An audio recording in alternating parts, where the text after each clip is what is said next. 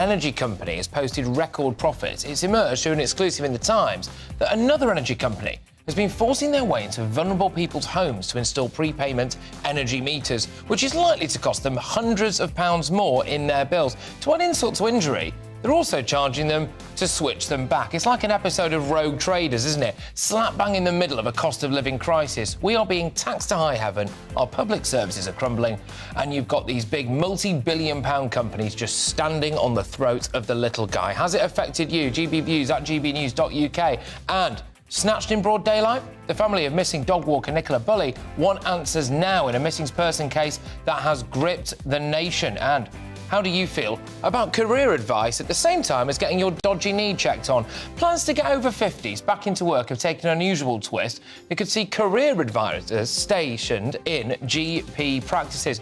Go in with stomach cramps, come out with a job at Greggs. Yep, fair enough. Get in touch. Email me, gbviews at gbnews.uk. But before that, I've got all your latest headlines.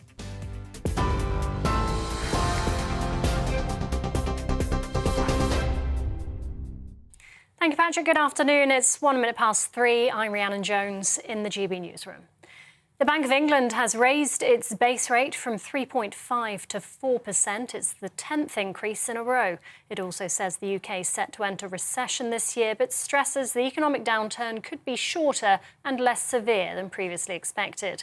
Bank of England Governor Andrew Bailey says today's rise reflects the economic uncertainties. With inflation currently above 10%, we are in uncharted territory. Energy prices may not fall by as much as currently expected in financial markets. And even if they do, this period of very high inflation could play into price and wage setting in the UK economy to a greater extent than we assume in our central projection. The tightness of the labour market reinforces this risk. Our decision to increase bank rate today, despite a weak outlook in our central projection, reflects these uncertainties. And in breaking news in the last half hour, police are looking for a potential witness in the search for missing mother of two, Nicola Bulley. Lancashire Police has released an image of a woman walking a white dog. She's wearing a red and white coat with a fur hood, light-coloured trousers and a light bobble hat. The woman's believed to have been in St Michael's-on-Wyre, close to where Miss Bulley was last seen last Friday. Meanwhile, the search of the River Wyre continues. Manchester United footballer Mason Greenwood has had all charges against him dropped. The 21-year-old forward faced allegations of attempted rape, controlling and coercive behaviour and assault. Greater Manchester Police said criminal proceedings have been discontinued by the Crown Prosecution Service. Greenwood has been suspended by Manchester United since news of his arrest back in January last year was confirmed. An independent inquiry into the 1998 Omagh bombing has been ordered by the Northern Ireland Secretary. The announcement follows long-running legal action brought by Michael Gallagher, whose son Aidan was killed in the real IRA bombing. 29 people died in the explosion in County Tyrone. Hundreds more were injured. Meanwhile, a former soldier has been given a suspended sentence of 3 years for shooting a man in the back at an army checkpoint in Northern Ireland 35 years ago. In November, David Holden was convicted of the manslaughter of 23-year-old Aidan McAnespie in 1988. Holden was the first veteran to be found guilty of a historical offence in Northern Ireland since the Good Friday Agreement. He was sentenced earlier to 3 years, but the judge suspended the full term. He had a chance at the start of this trial to come out and tell the truth and to admit to what he done. But he dragged us through the courts for years. We lost our father and sister in the duration of that. It was like being stopped at the checkpoint every time we came here. We weren't looking for a pound of flesh. We're looking for just truth and justice. That's Aidan McAnespie's brother speaking there earlier. A 32-year-old man has been remanded in custody after appearing in court over the murder of Natalie McNally in Northern Ireland. The 32-year-old was stabbed in her home in County Armagh in December. She was 15 weeks pregnant. Stephen McCullough was rearrested on Tuesday after previously being arrested on December the 19th. He appeared at Lisbon Magistrates Court earlier. The boss of British gas owner Centrica says he's horrified contractors for the company broke into struggling customers' homes to fit energy meters. His comments came shortly after energy regulator Ofgem announced it was launching an urgent investigation into British Gas.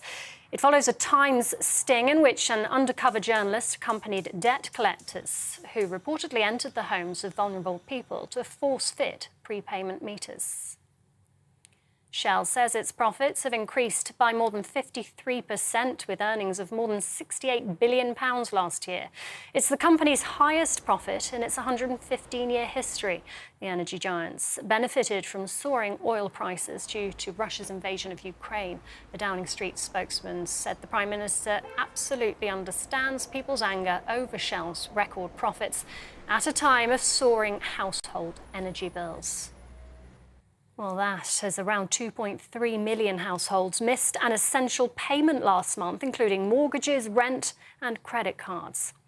According to Which's Consumer Insight Tracker, 59% of people had to either cut back on essentials, sell property or dip into savings to cover spending. It's calling on essential businesses, including energy providers, to do more to help customers. And households in England and Wales will see their water bills rise by 7.5% from April. Industry body Water UK says customers will pay an average of £31 more than they did last year. The annual bill for an average household will hit £448. That's the biggest increase in almost 20 years. And King Charles won't feature on Australia's new $5 banknote. The current image is a portrait of Queen Elizabeth II, but the new design will pay tribute instead to the culture and history of Indigenous Australians. The country's central bank says it'll take a number of years to design and print the new notes. This is GB News. We'll bring you more as it happens. Now, though, it's over to you, Patrick.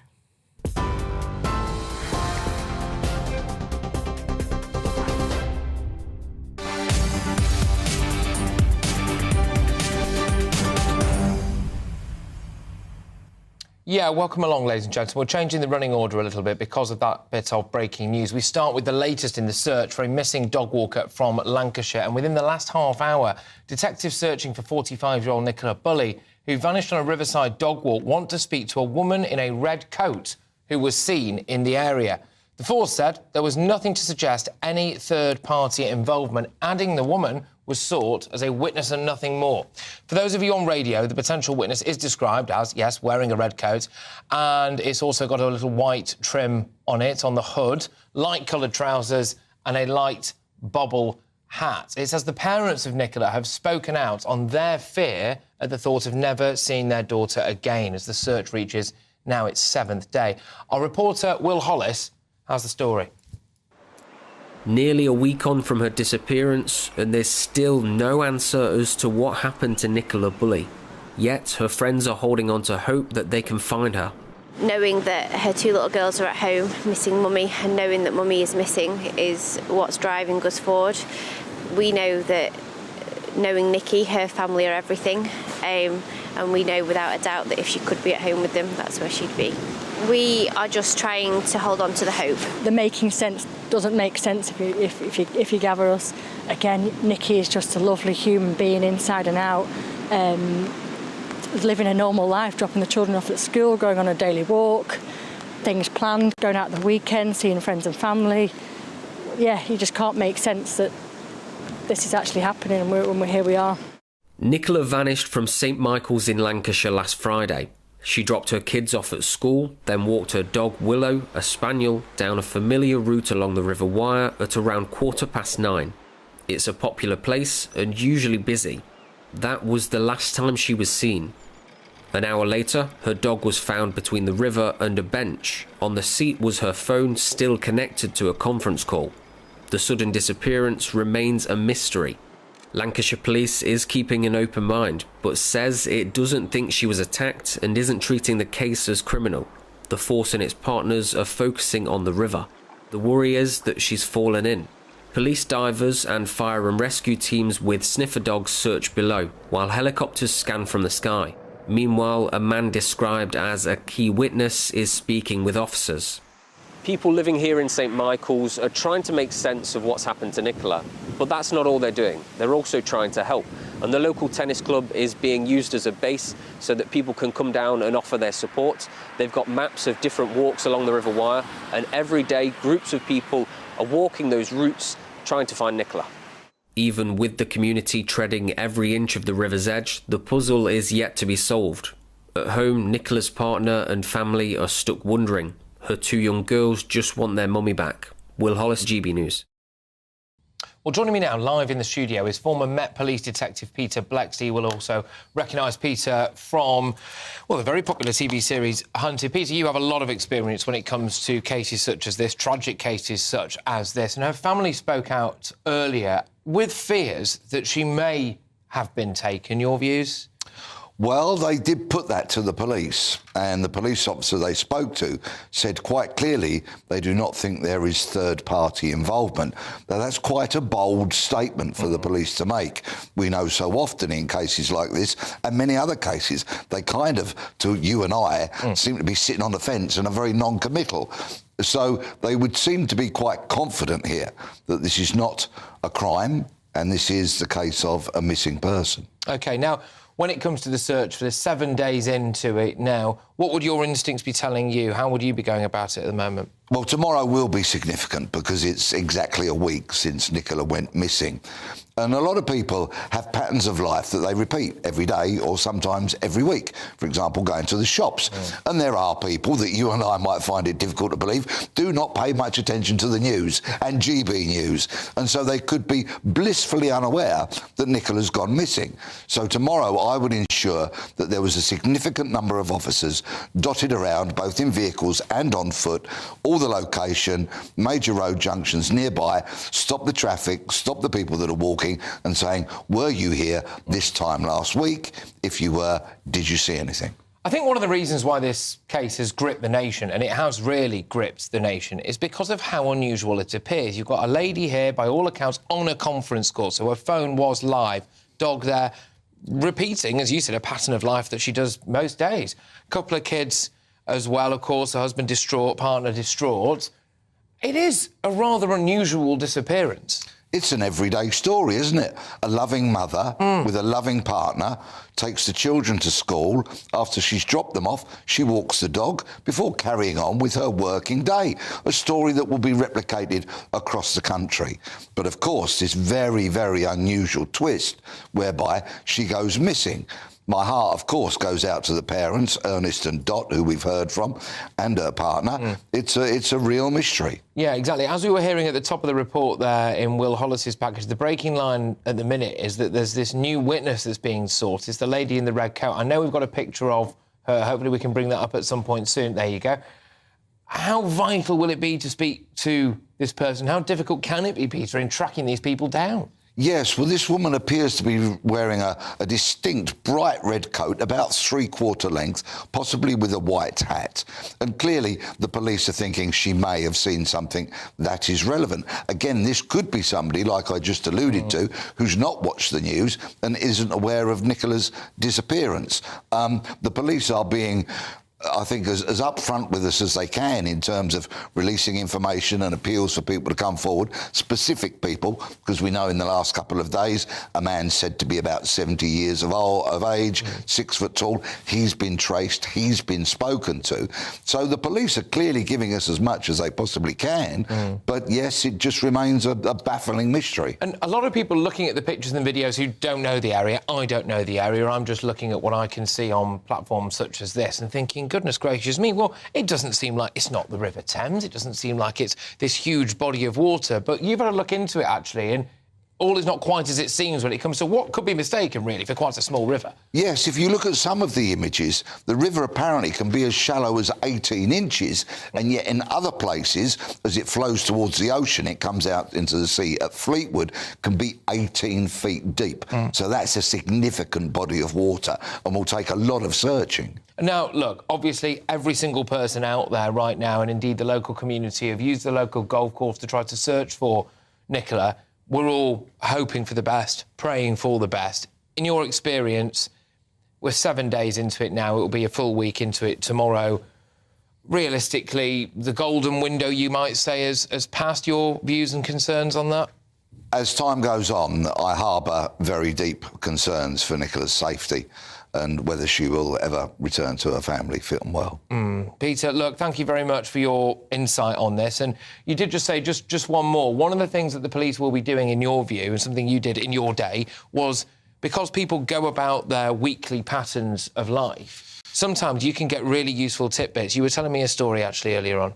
Yes, a very different case from this. This was a murder that I dealt with some years ago, and yes, because of that pattern of life, people repeating the same pattern every week or sometimes every month, we plotted up, to use an old expression, around the area of this crime, and we stopped a young man who was already on my suspects list, and we identified that the route he took was the route he took every week. He'd taken that route the week before, and we later gathered more evidence to prove that he was the man responsible for murdering the lady. Well, there you go. As you've said, completely different case, but just an interesting insight into some of the tactics the police used to gather information. Peter, thank you. Peter, thank you very much, as ever. Peter Blexley, their former top cop, just giving you an insight, really, into a case that has, frankly, gripped the nation. Nicola Bulley, of course, missing now for the 7th day. The search continues. But we move on.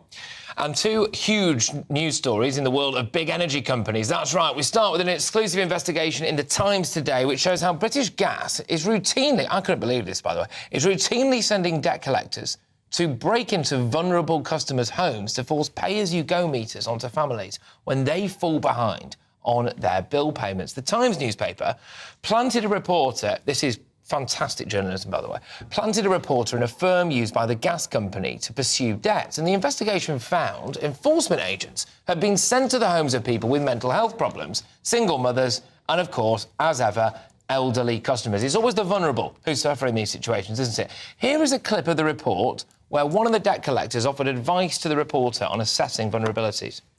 Hello, it's British Gas, your gas supplier. We're here with a court warrant. Can you please open the door? Otherwise there are lots of them open it for you.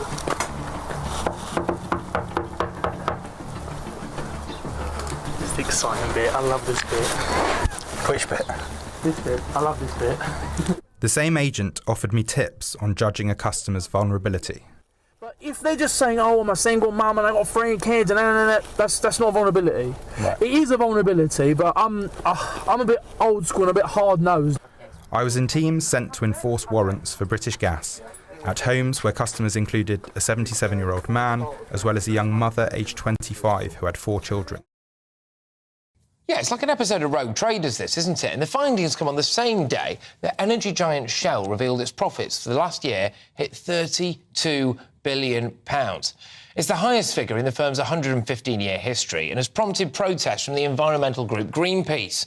Well, joining me now to discuss the Times investigation is GBNews' political editor, Darren McCaffrey. Darren, thank you very much. This has got people raging, and I suspect rightly so. Yeah, not least of all because, as you saw in that clip and has been reported in the Times newspaper today, there is a reflection that this is focusing on the most vulnerable people in society. The idea about prepayment meters, by the way, is that it is people who literally cannot afford their bills, who've fallen behind on their payments, and so with prepayment meters, you have to pay in advance, if you like. The downside is that it's often more costly than paying by direct debit, for example. And these are people who already cannot afford it at a time, of course, in which energy prices have never been as high. And we've had a pretty strong reaction from within government.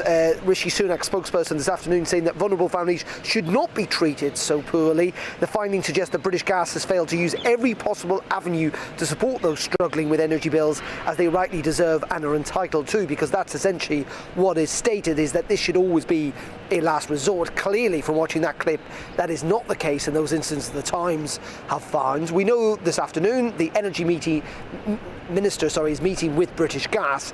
In addition to that, the chief executive of British Gas has been talking to every Tom, Dick and Harry today, suggesting that they're not going to use this firm in future and they're going to look at their processes as they go forward. But clearly that is not enough for everyone. The Labour Party, who've repeatedly called for this practice to be stopped, are doing so again today. And the Liberal Democrats, their MP actually for Bath is going to introduce a private members members' bill in Parliament tomorrow, suggesting that this should be suspended, this practice, until at least April, when we get over the winter period, and then it can be reassessed. It'll be interesting to see whether actually that potential private members' bill does get cross-party support. I suspect in the end the government won't give a parliamentary time, but it will be a test of the resolve on this issue. And as you say, it comes on a day in which we've got that another announcement about energy profits. Shell, Esso doing very, very well in the last couple of months, last year, with record amounts of profits. Now, they will point out, as will others,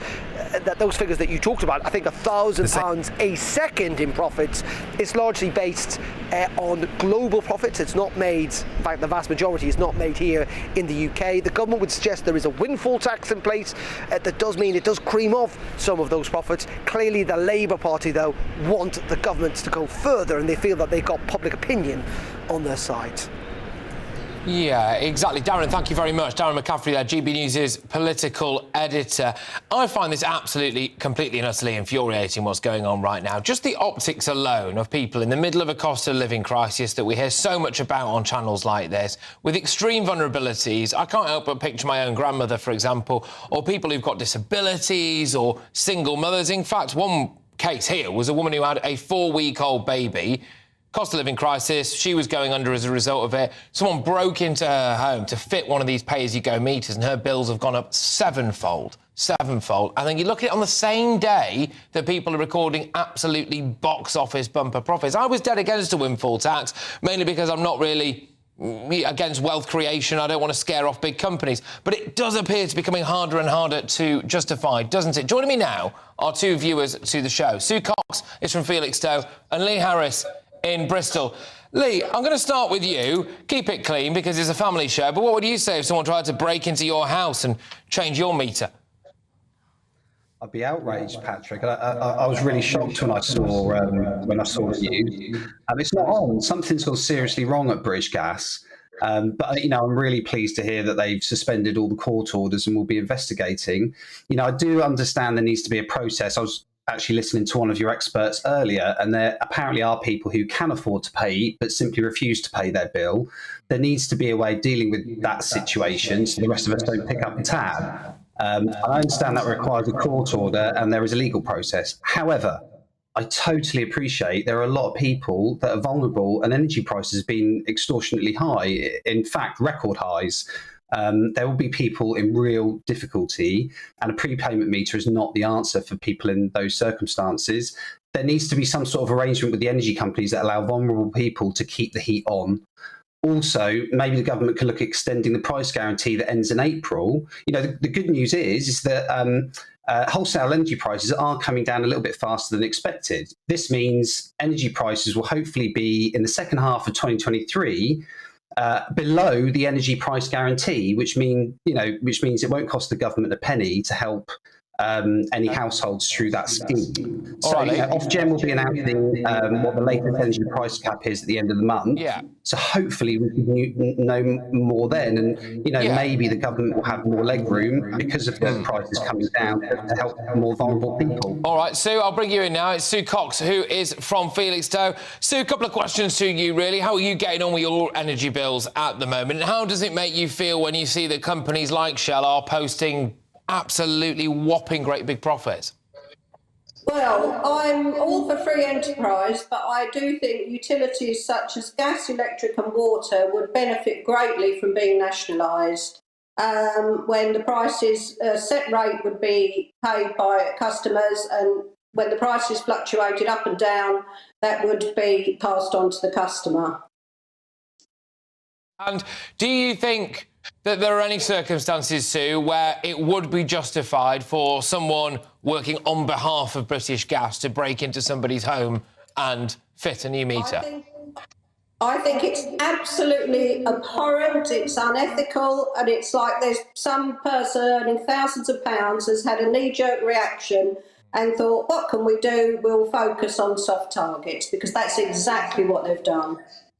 Yeah, indeed. Well, look, both of you, thank you very, very much. Sue Cox there from Felixstowe, Lee Harris in Bristol. Just more on those two stories there. So simultaneously dropping at exactly the same time, pretty much, which is that Shell has got record profits At the same time, of course, that it's emerged that people working on behalf of British Gas have been breaking into, in many cases, vulnerable people's homes in the middle of a cost of living crisis and fitting these new meters, which means that people end up paying more. And then, just out of the goodness of their own heart, they say, oh, all right, well, look, we'll change it back for you, but it'll cost you hundreds of pounds. I tell you what, if someone knocks on my door and tries to get in, they'll be hearing two words, I can tell you that much. Centrica Chief Executive Officer Chris O'Shea has said, we'll have to read this bit out, protecting vulnerable customers is an absolute priority.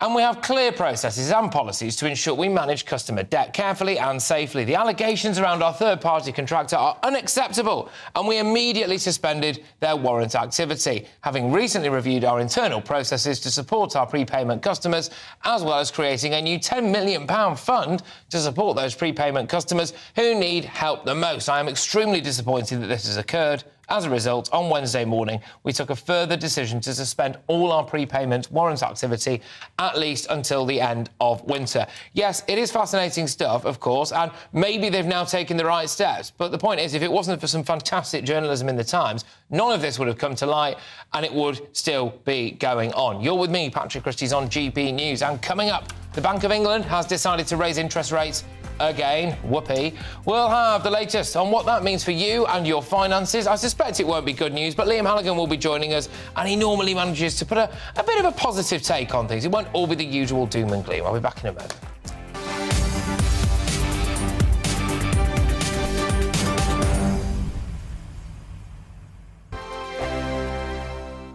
Monday to Thursday, 9 p.m. till 11 p.m. Join me, Dan Wootton. I'll bring you the sharpest takes and hottest debates. Do you not believe in prisons? I don't believe in prisons. I'm completely stunned. I guarantee you there'll be no spin, no bias, no censorship. I actually was personally quite offended by it.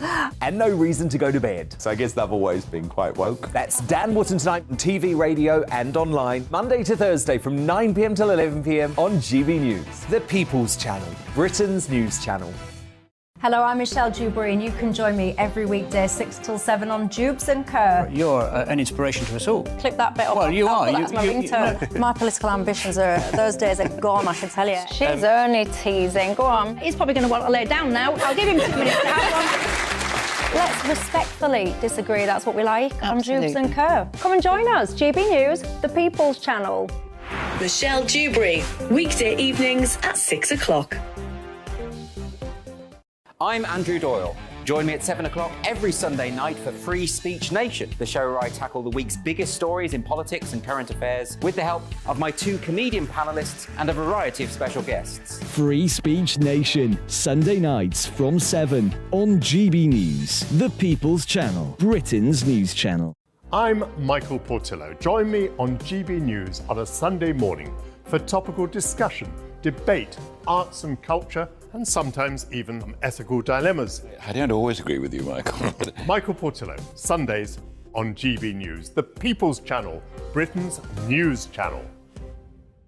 He's the king of breakfast TV, and he's back. Eamon Holmes, back on the TV with me this morning. Even remember my name. I know, it's been 4 months. You have holy water by your bed? Oh, yes. Oh, already to bless. Yeah. Oh, Eamon. Oh.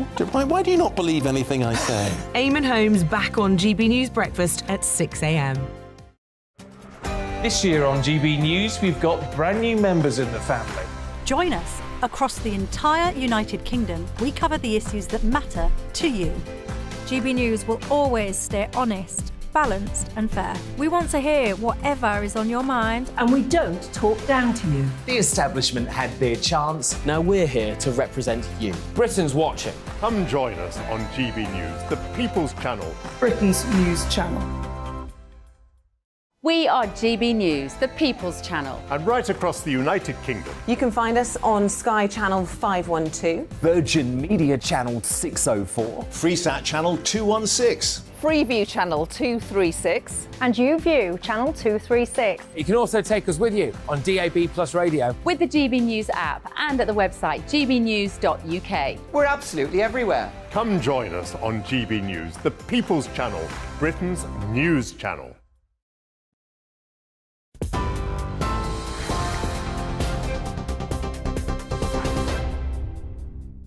Welcome back. It's just gone 3:30. I'm Rhiannon Jones in the GB newsroom.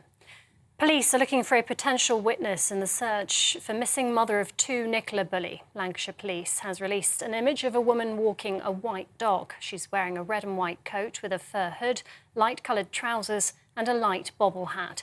The woman's believed to have been in St Michael's-on-Wye, close to where Miss Bulley was last seen on Friday. Meanwhile, the search of the River Wire continues.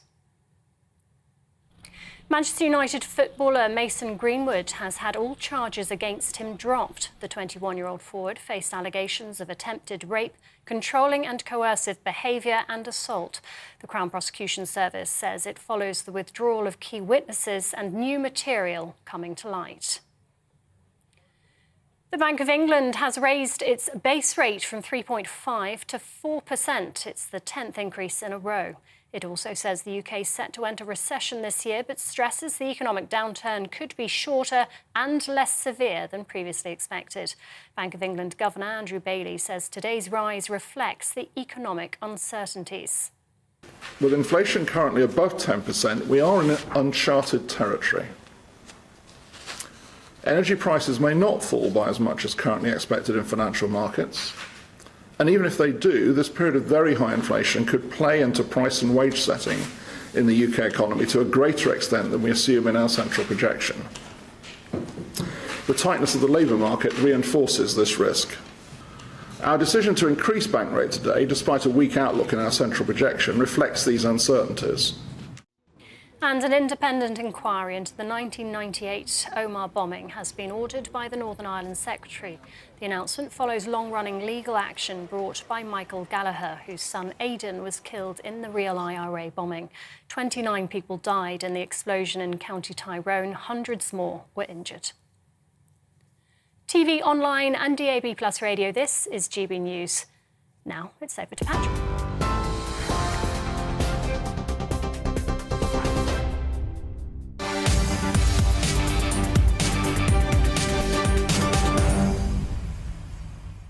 Welcome back. Now, the Bank of England has raised interest rates for the 10th consecutive time, putting the base rate up by 0.5%, bringing it now to 4%. And it's threatening further financial pressure for households already struggling with a high cost of living and soaring energy bills. But on a more optimistic note, Bank of England Governor Andrew Bailey said earlier that they were experiencing the first signs of inflation turning a corner.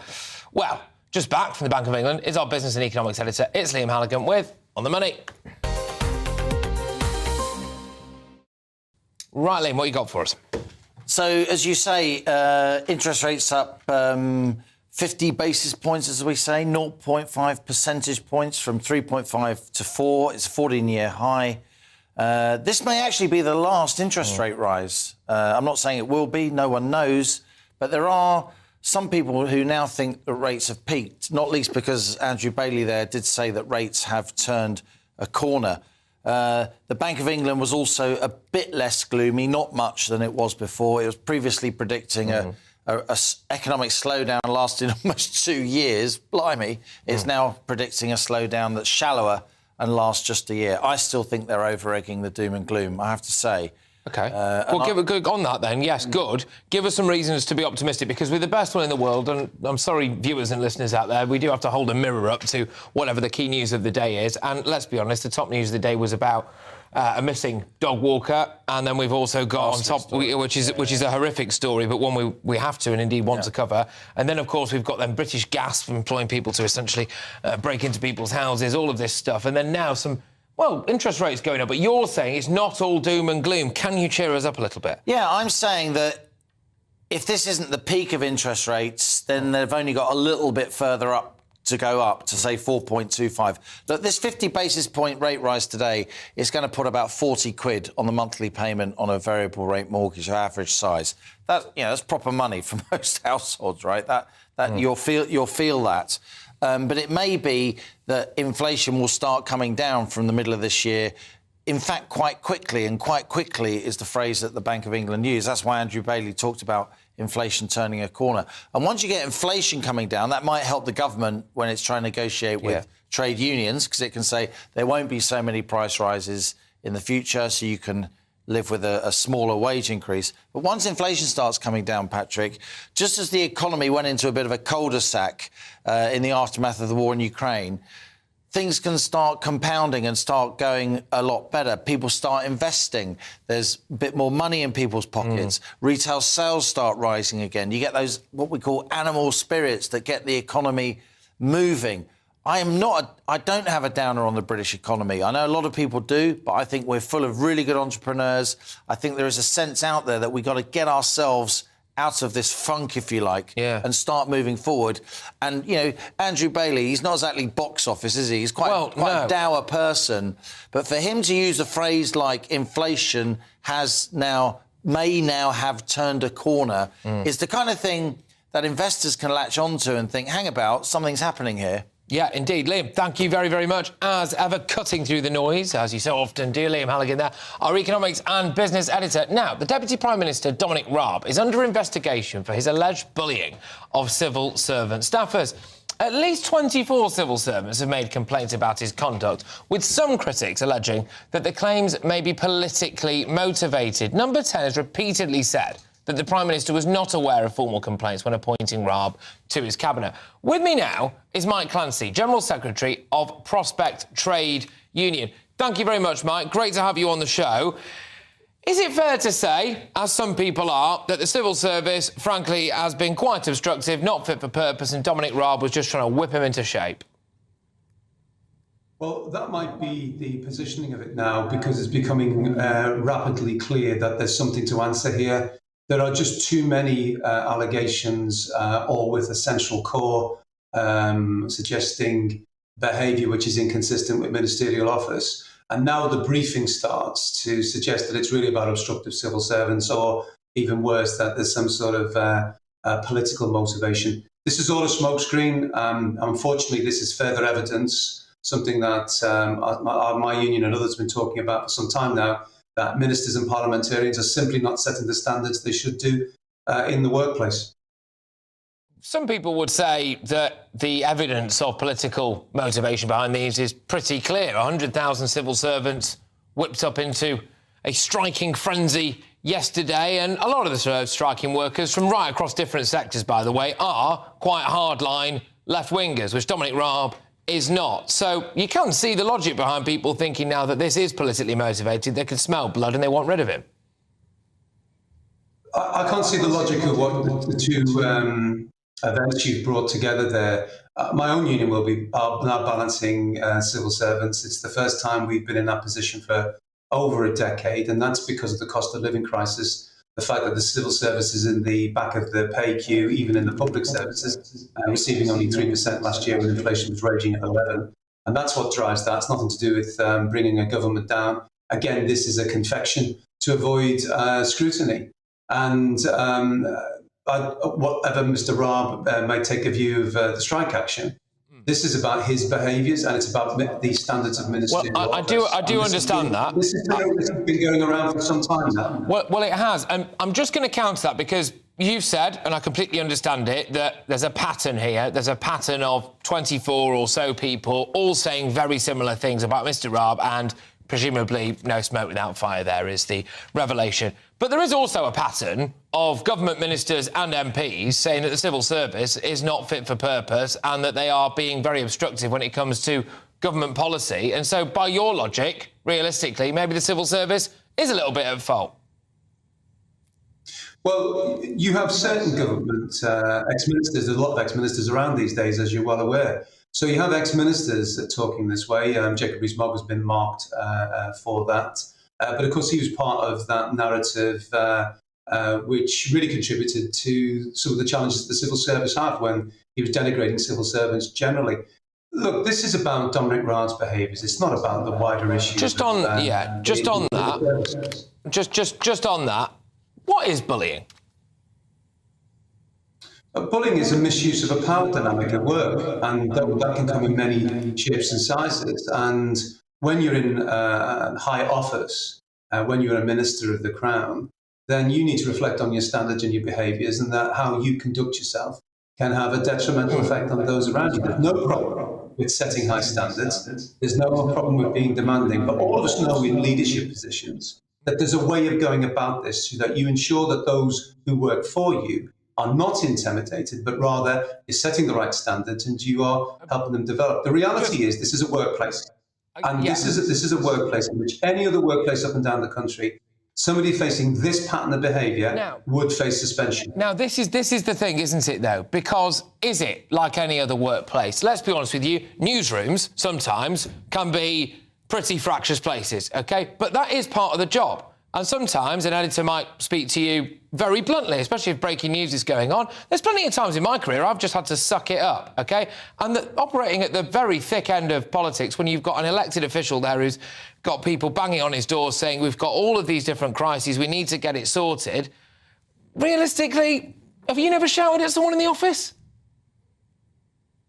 No, I haven't shouted at someone in the office, actually. You've never, ever shouted at anyone in the office? To answer your question, that is not behaviour that will be becoming in an office of the union or in and around the environment that I'm responsible for.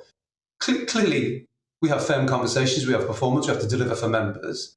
But everyone knows that that's in a context of trust, where the values of our organisation, which we try to live to, ones where we wouldn't condone bullying and harassment of our own staff or indeed anybody around them. The reality here is there is now an interesting narrative being developed because we're getting near the truth. We're getting near the truth of potentially another senior member of government giving the Prime Minister a problem. And I'm pretty sure that down the line here, the Prime Minister is going to be facing another difficult decision when these reports are completed. And of course, that's why now people are asking the Prime Minister, well, what did you know when you appointed him? So let's have a laser focus on what the issues here. They aren't about the wider civil service. They aren't directly about the culture of a newsroom by comparison to anywhere else. They're about leadership in government, ministers of the Crown setting a standard for workplaces everywhere and behaving in an appropriate way. Thank you very much. Mike Clancy there, General Secretary of Prospect Trade Union, just reacting to all of these Dominic Raab allegations. You're with me, Patrick Christys, on GB News. Coming up, how do you feel about career advice at the same time as getting your dodgy knee checked on? That's right, plans to get over 50s back into work and see career advisors stationed at GP practice. Interesting, because I have some career advice for some GPs, actually. Why don't you get back to work?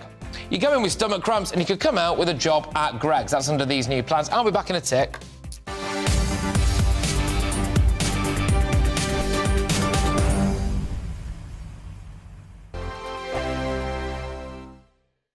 He's the king of breakfast TV, and he's back. Eamon Holmes back on the TV with me this morning. Even remember my name. I know, it's been 4 months. You have holy water by your bed? Oh, yes. Already to bless. Yeah. Oh, Eamon. Oh. Why do you not believe anything I say? Eamon Holmes back on GB News Breakfast at 6 a.m.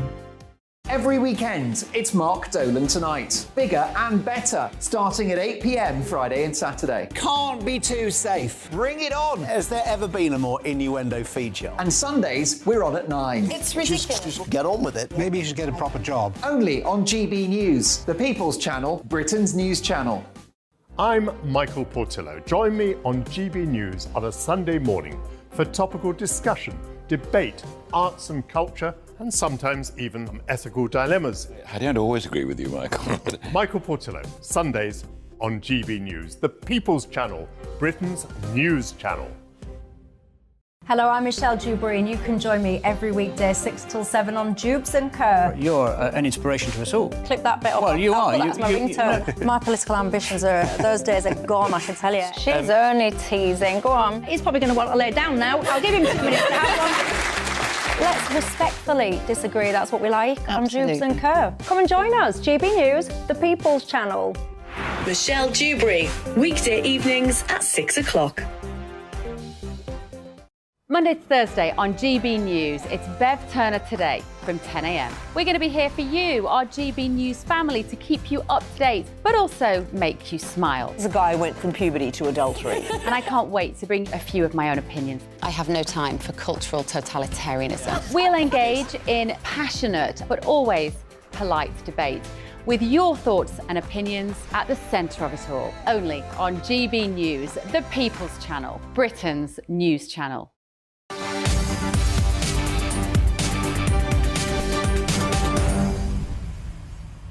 OK, welcome back. Now, a former British soldier convicted of the killing of an unarmed man in Northern Ireland has been given a suspended jail sentence of 3 years. David Holden, who's now 52, was found guilty of the manslaughter of 23-year-old Aidan McAnespie, who was shot in the back near a checkpoint in County Tyrone while on his way to a sports event.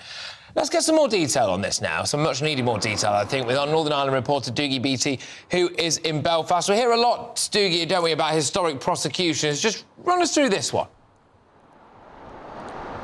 Well, this was an incident that happened on the 21st of February 1988. The then guardsman, David Holden, was only 18 years of age. He was manning that checkpoint in Auchnacloy. I've passed through it many, many times between Monaghan and Auchnacloy. And Aidan McAnespie was on his way to a GAA football match, and Mr. Holden was inside the army base, the Sanger, if you like, and he claims that his fingers were wet, slipped on the trigger and accidentally shot Aidan McAnespie. He was brought to trial here in November and convicted, and today he was sentenced and received a 3-year suspended sentence for manslaughter. And on doing so, Justice O'Hara took in a lot of things to consideration on it. He said about Holden's age at the time, the training that he had received and culpability of others. But he did take into account that Holden had admitted actually pulling the trigger. But when he turned to the family, he said that the report there was harrowing. The impact on the family itself, and the fact that Aidan McAnespie's mother, who is now deceased, walked every night to the place where he died. And today, coming out of the court, Aidan McAnespie's family and cousin gave us a quick, brief way of how they are thinking.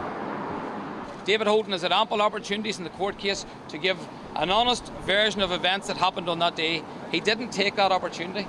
The judge, we're glad to hear in his summary, said that he didn't find his evidence credible, and the version of events he given wasn't accepted.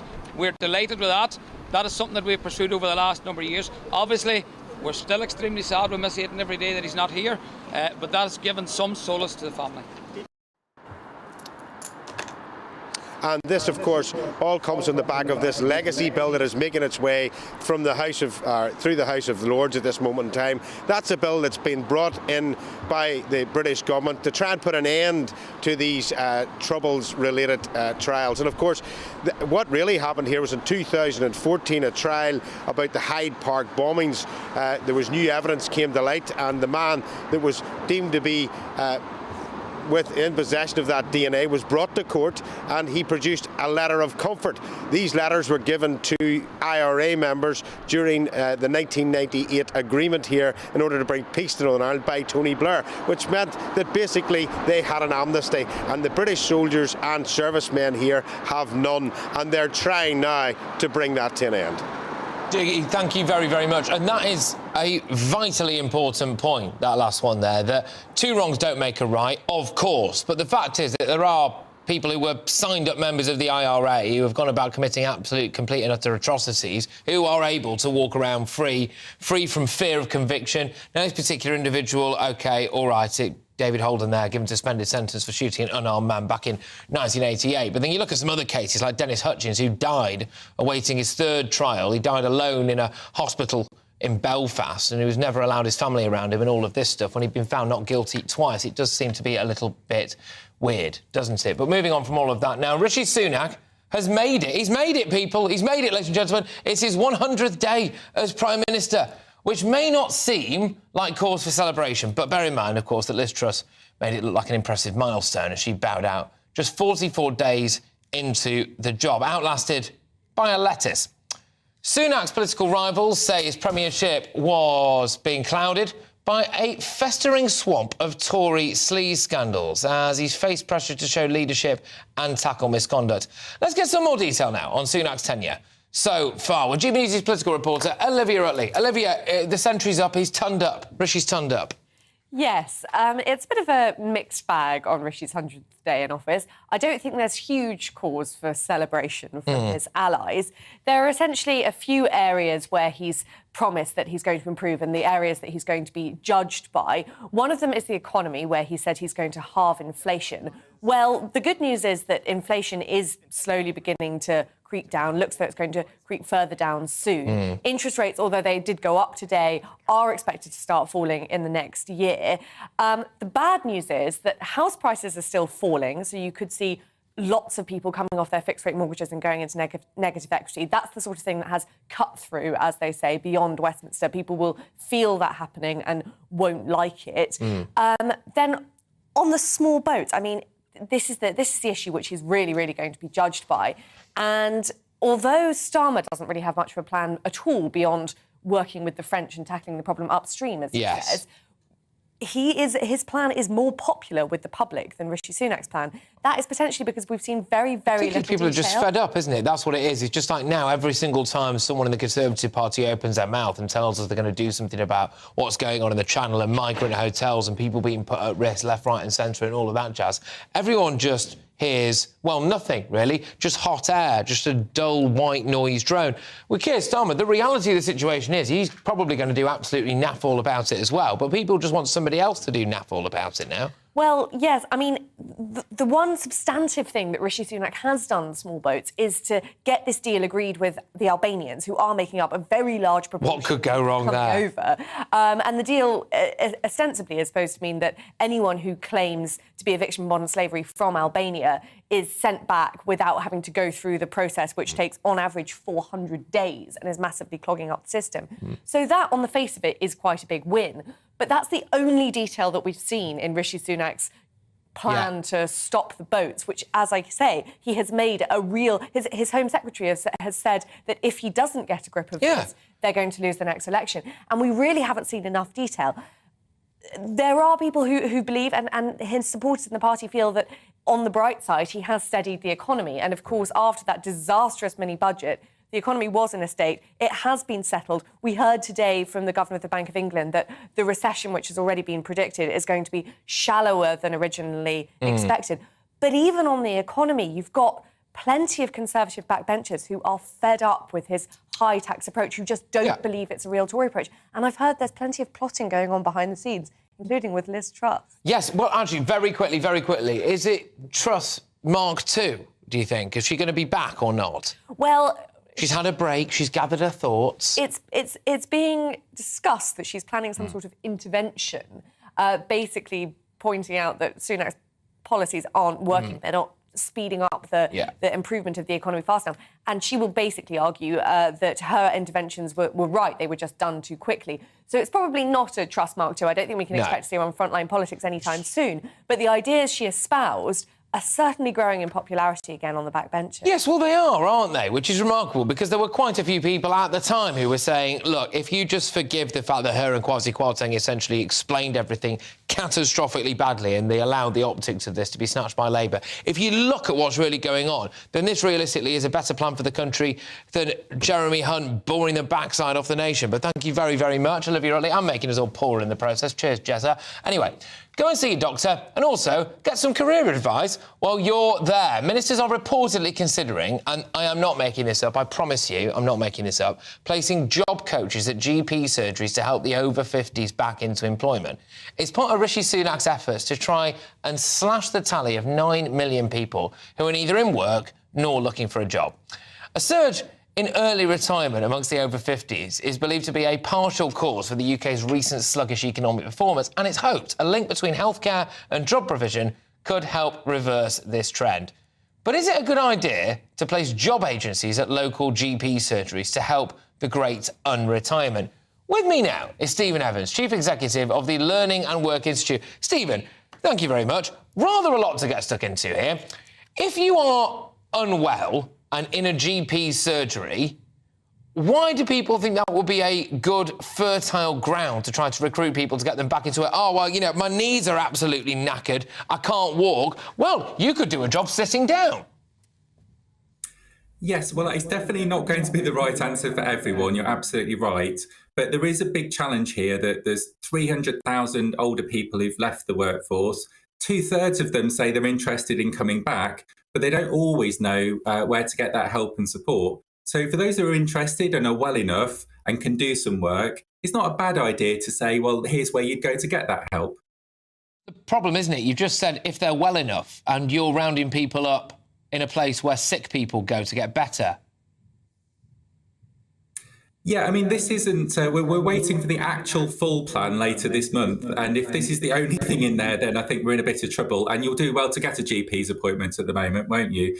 But there's lots more we need to do. Employers are really struggling to fill their vacancies. This is holding back economic growth. You were talking about growth just now. And there are lots of people who want to work and can work, but aren't getting the help. We need to get that help to them, and also get employers to think about how they recruit, think about the skills of older people, tackle any of that ageism that's out there as well. Yeah, I mean, it's a tough ask at the minute, isn't it? Because what they're not really saying is one of the main reasons why we need people 50 and above to get back into work is so we can tax the living daylights out of them and try and help our public services out. And that's not a great sell, is it? I probably wouldn't sell it like that, no. I think there's a big crunch here, isn't there? So the economy hasn't really grown very much since 2008. And this is why we're having all kinds of problems funding public services, trying to reduce tax. So we need to get out of that low growth trap again, as you were just talking about just now. Now, one way to help to do that is to get people back to work. Our employment's 300,000 lower than it was pre-pandemic. We're the only country in the G7 to have a lower employment rate now than we did in 2020. So we can do better than this, and that can help to boost growth, which enables us to reduce taxes as well as investing in our public services. OK, all right, well, look, thank you very, very much. I must say, I'm going to be keeping a close eye on this, returning to it later, because I can't see this. Look, hey, if it works, great. If it works, fantastic. But as far as I'm concerned at the moment, it's comedy gold. The idea that you'd shuffle yourself into a GP's appointment. You go, how was it? Well, I don't know. I mean, I've not sorted my kidney stones, but I'm an accountant now, Deirdre. Anyway, thank you very much. Great to have you on the show. Stephen Evans there, Chief Executive of the Learning and Work Institute. It may shock you, ladies and gentlemen, to know that my career's advice when I was at school, I once genuinely filled in one of these online forms about, what's job for you? What job could it be? A horse groomer came up, which I've never at any point in my life expressed any interest into horses. I don't know why that happened, but there you go. Certainly did it never say I would be a gob on a stick. But there we go. You're with me, Patrick Christys, on GB News. Lots more coming in the next hour, including the latest as Ofgem has launched an investigation, not before time, into British Gas, following reports that the firm has been sending debt collectors to break into customers' homes and force-fit prepayment meters, including in vulnerable households. All of that coming your way and much, much more. Get your views coming in as ever. GBviews at gbnews.uk. I will be back in just a tick.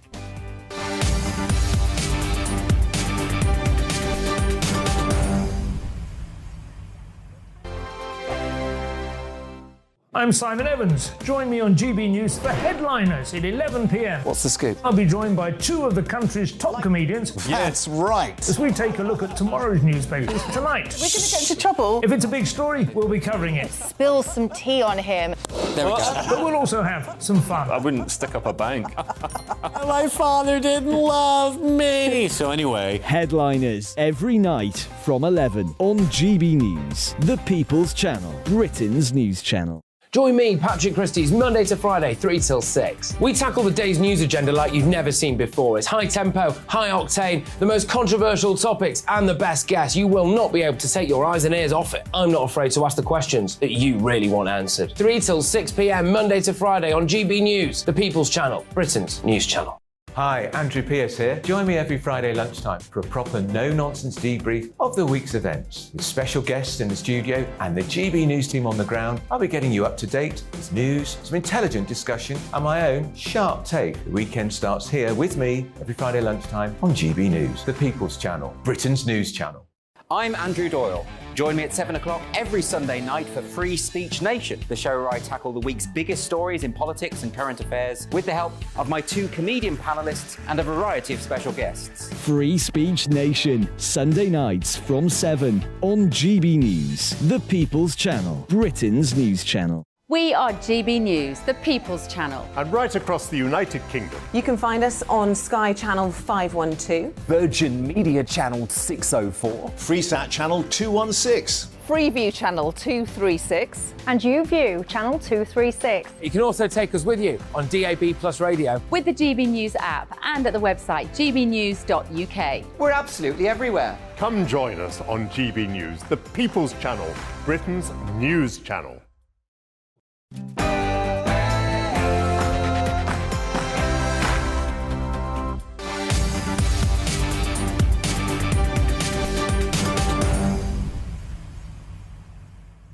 Welcome back. It's 4 o'clock. You're with me, Patrick Christys, on GB News. And coming up, on the day an energy company has posted record profits, it's emerged through an exclusive in The Times that another energy company has been forcing their way into vulnerable people's homes to install prepayment energy meters, which is likely to cost them hundreds of pounds more in their bills. And, to add insult to injury, they're also charging them to switch it back. That's good of them, isn't it? It is like a proper episode of Rogue Traders. Slap bang in the middle of a cost of living crisis, we are being taxed to high heaven, our public services are knackered, and we've got these big multi-billion-pound companies standing on the throat of the little guy. Anyway, snatched in broad daylight?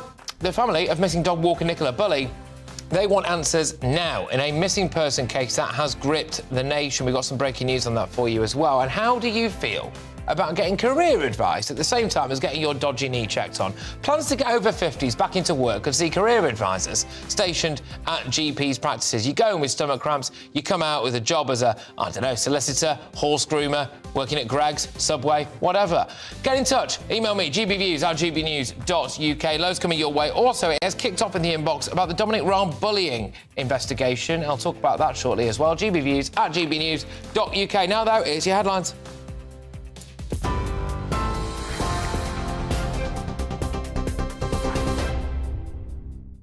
Patrick, thank you, and good afternoon to you. The top stories on GB News. Police say a potential witness in the disappearance of mother of two Nicola Bulley has now been identified. Earlier, Lancashire Police released an image of a woman in a red and white coat walking a white dog. The woman is believed to have been on St Michael's The Wire footpath next to the river where Miss Bulley went missing on Friday. That lady has now been located and is speaking to police. Meanwhile, the search of the River Wire continues. We'll continue to bring you updates on that story as the day progresses. Now, the other top story on GB News today, the Bank of England has raised its base rate from 3.5 to 4%. That's the 10th increase in a row. It also says the UK is set to enter recession this year, but stresses the economic downturn could be shorter and less severe than previously expected. The slump's now expected to last just over a year rather than almost 2, as energy bills fall and price rises slow down. The Chancellor, Jeremy Hunt, supports the Bank of England's decision. We recognise it is very difficult for families, businesses up and down the country when interest rates go up. But much harder for them would be if we didn't take decisive steps to bring down inflation. And that's why the Bank of England is absolutely right to do what they've done today. And we in the government must make sure we support them by what I do in the budget to make sure that we make it easier, not harder, for them to do what we all want to do, which is to halve inflation. Well, the Shadow Chancellor, Rachel Reeves, says although she supports the interest rates rise, she does think there'll be more pressure on households. I know that families are going to be very concerned about another increase in interest rates, which is going to put more pressure, particularly on people with mortgages. Already before this interest rate rise, we know that 4 million people coming off fixed rate deals or on tracker deals who on average are going to see mortgage payments go up by £2,500 a year. So a very difficult time for people. Well, the boss of British gas owner Centrica says he's horrified that contractors for the company broke into struggling customers' home to fit energy meters. His comments came shortly after the energy regulator Ofgem announced it was launching an urgent investigation. It follows a Times sting in which an undercover journalist accompanied debt collectors who reportedly entered the homes of vulnerable people to force-fit prepayment meters. In other news today, Shell says its profits have increased by more than 53%, with earnings of more than £68 billion last year. It's the company's highest profit in its 115-year history. The energy giant has benefited from soaring oil prices due to Russia's invasion of Ukraine. A Downing Street spokesman has said the Prime Minister absolutely understands people's anger over Shell's record profits at a time of soaring household energy bills. The Manchester United footballer Mason Greenwood has had all charges against him dropped. The 21-year-old forward faced allegations of attempted rape, controlling and coercive behaviour and assault. Greater Manchester Police said criminal proceedings have been discontinued by the Crown Prosecution Service. Greenwood has been suspended by United since the news of his arrest in January last year was confirmed. An independent inquiry into the 1998 Omagh bombing has been ordered by the Northern Ireland Secretary. The announcement follows long-running legal action brought by Michael Gallagher, whose son Aidan was killed in the real IRA bombing. 29 people died in the explosion in County Tyrone. Hundreds more were injured. And a former soldier has been given a suspended sentence of 3 years for shooting a man in the back at an army checkpoint in Northern Ireland 35 years ago. In November, David Holden was convicted of the manslaughter of 23-year-old Aidan McAnespie in 1988. Holden was the first veteran to be found guilty of a historical offence in Northern Ireland since the Good Friday Agreement.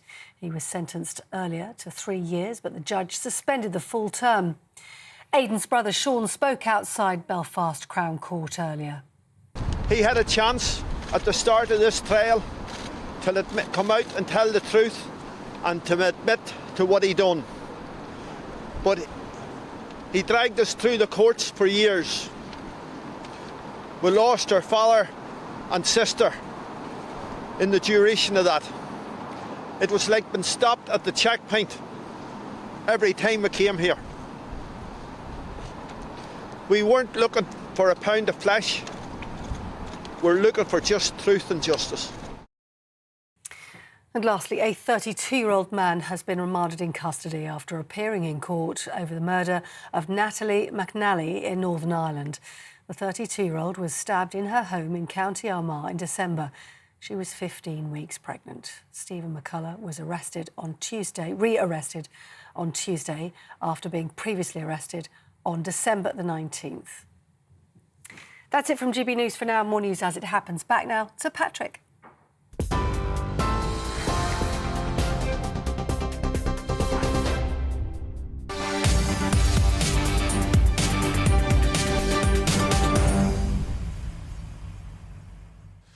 OK, welcome back. Now, we start with the latest in the search for a missing dog walker from Lancashire. Within the last few minutes, Lancashire Police, say a potential witness has been found in the search for 45-year-old Nicola Bulley, who vanished on a riverside dog walk, and they want to speak to a woman in a red coat who was also seen in the area. The force released a CCTV image of a woman earlier, but are now talking to her. The force said there was nothing to suggest any third-party involvement, adding the woman was sought as a witness and nothing more. It says the parents of Nicola have spoken out on their fear at the thought of never seeing their daughter again as the search reaches now its 7th day. Our reporter, Will Hollis, has more on a story that has gripped the nation. Nearly a week on from her disappearance, and there's still no answer as to what happened to Nicola Bulley. Yet her friends are holding on to hope that they can find her. Knowing that her 2 little girls are at home missing mummy, and knowing that mummy is missing is what's driving us forward. We know that knowing Nikki, her family are everything, and we know without a doubt that if she could be at home with them, that's where she'd be. We are just trying to hold on to the hope. The making sense doesn't make sense if you gather us. Again, Nikki is just a lovely human being inside and out. Living a normal life, dropping the children off at school, going on a daily walk, things planned, going out the weekend, seeing friends and family. Yeah, you just can't make sense that this is actually happening and here we are. Nicola vanished from St Michael's in Lancashire last Friday. She dropped her kids off at school, then walked her dog Willow, a spaniel, down a familiar route along the River Wyre at around 9:15. It's a popular place and usually busy. That was the last time she was seen. An hour later, her dog was found between the river and a bench. On the seat was her phone, still connected to a conference call. The sudden disappearance remains a mystery. Lancashire Police is keeping an open mind, but says it doesn't think she was attacked and isn't treating the case as criminal. The force and its partners are focusing on the river. The worry is that she's fallen in. Police divers and fire and rescue teams with sniffer dogs search below, while helicopters scan from the sky. Meanwhile, a man described as a key witness is speaking with officers. People living here in St Michael's are trying to make sense of what's happened to Nicola, but that's not all they're doing. They're also trying to help. And the local tennis club is being used as a base so that people can come down and offer their support. They've got maps of different walks along the River Wyre, and every day groups of people are walking those routes trying to find Nicola. Even with the community treading every inch of the river's edge, the puzzle is yet to be solved. At home, Nicola's partner and family are stuck wondering. Her 2 young girls just want their mummy back. Will Hollis, GB News. Well, joining me now is Head of Helplines and Reconnections at the charity Missing People, and it's Paul Joseph. Paul, thank you very much for joining us. What kind of services are out there to help people look for the likes of Nicola? So at the charity Missing People, we have a helpline that's there every day to help families work out what to do if somebody goes missing, advise them on the next steps, and we can also, if helpful, we can help the police and family with publicity to kind of reach out to the public to pass on sightings, also to encourage the missing person if they do see our appeals to contact us, because our helpline is also there for people who are away themselves. Yes, indeed. A big part about our helpline is just giving someone that space to work out what to do next and kind of think things through. Yeah, indeed. And I know the police have been desperate to try to track down a couple of key witnesses. It does appear that they have managed to do that now as well. But you must deal in your situation with various family members, and just an absolutely horrific time for them, surely. It's a horrific time. It's something that obviously, you know, in a situation like this just comes completely out of the blue, and it pulls the floor out from under people's world. And what else can they focus on at the moment other than trying to find their person safely, which Nicola's family were just saying in the video before. Yeah. Now, people will be looking at this case and thinking, well, this particular case has gripped the nation. I think mainly because it just seems so mundane in the sense that she was sitting there, by all accounts, on a work conference call, walking the dog, patterns of repeated behaviour that happen basically every single day. But it has gripped the public attention nonetheless. However, I think people will be amazed to find out how many people are missing, how many people do go missing, how much of a regular occurrence it is for someone to actually disappear in this sense. But you will know that only too well, won't you? Yeah, I mean, there's statistics show that about 170,000 people reported missing a year. The vast majority are found or come home very quickly. But yeah, it's a very worrying situation for anyone who's involved in that. And you know, there's also some people who may go missing several times, particularly young people who are facing exploitation and things like that. But yeah, it's something that that does happen a lot. Every 90 seconds, someone's reported missing in the UK. Absolutely, and I know a lot of her family will be deeply concerned. All of her family will be deeply concerned, of course. But there are reasons to be hopeful. People do go missing and people do get found, don't they? Yes. The majority of people who are reported missing are found within a certain amount of time. Sometimes as time goes on, then there's still a proportion of people that aren't found. But we would always encourage everyone still to do everything they can do to find someone. And we live with families who are in that hope that they're going to find their their loved one safely as soon as possible.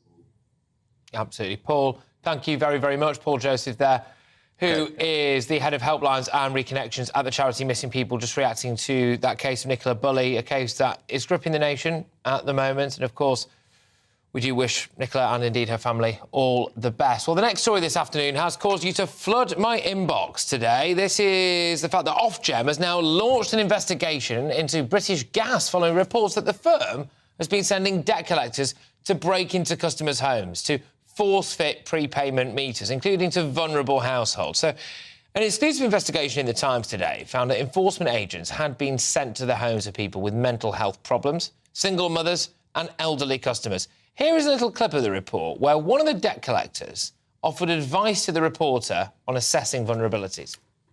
Hello, it's British Gas or Gas Supply. We're here with a court warrant. Can you please open the door? Otherwise, there are lots of them open it for you.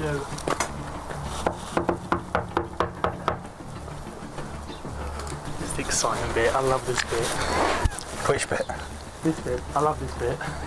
The same agent offered me tips on judging a customer's vulnerability. But if they're just saying, "Oh, I'm a single mum and I got 3 kids," and that's not vulnerability. Right. It is a vulnerability, but I'm a bit old school and a bit hard nosed. I was in teams sent to enforce warrants for British Gas at homes where customers included a 77-year-old man as well as a young mother aged 25 who had 4 children. It is. I've said it before, I'll say it again. It is like a proper episode of Rogue Traders, isn't it? I have got sympathy, by the way, for gas companies, even in this case British Gas, who must have people who are maliciously not paying, and that is something that needs to be dealt with. And I can understand how someone whose job it is to go and recover missing payments, etc., probably gets the sob story every day of the week, don't they? Oh, I've got this wrong with me, oh, I can't... And I can get how they become a bit desensitised, but the optics of this, at this particular moment in time, in this cost of living crisis, are absolutely shocking. And the findings do come as well.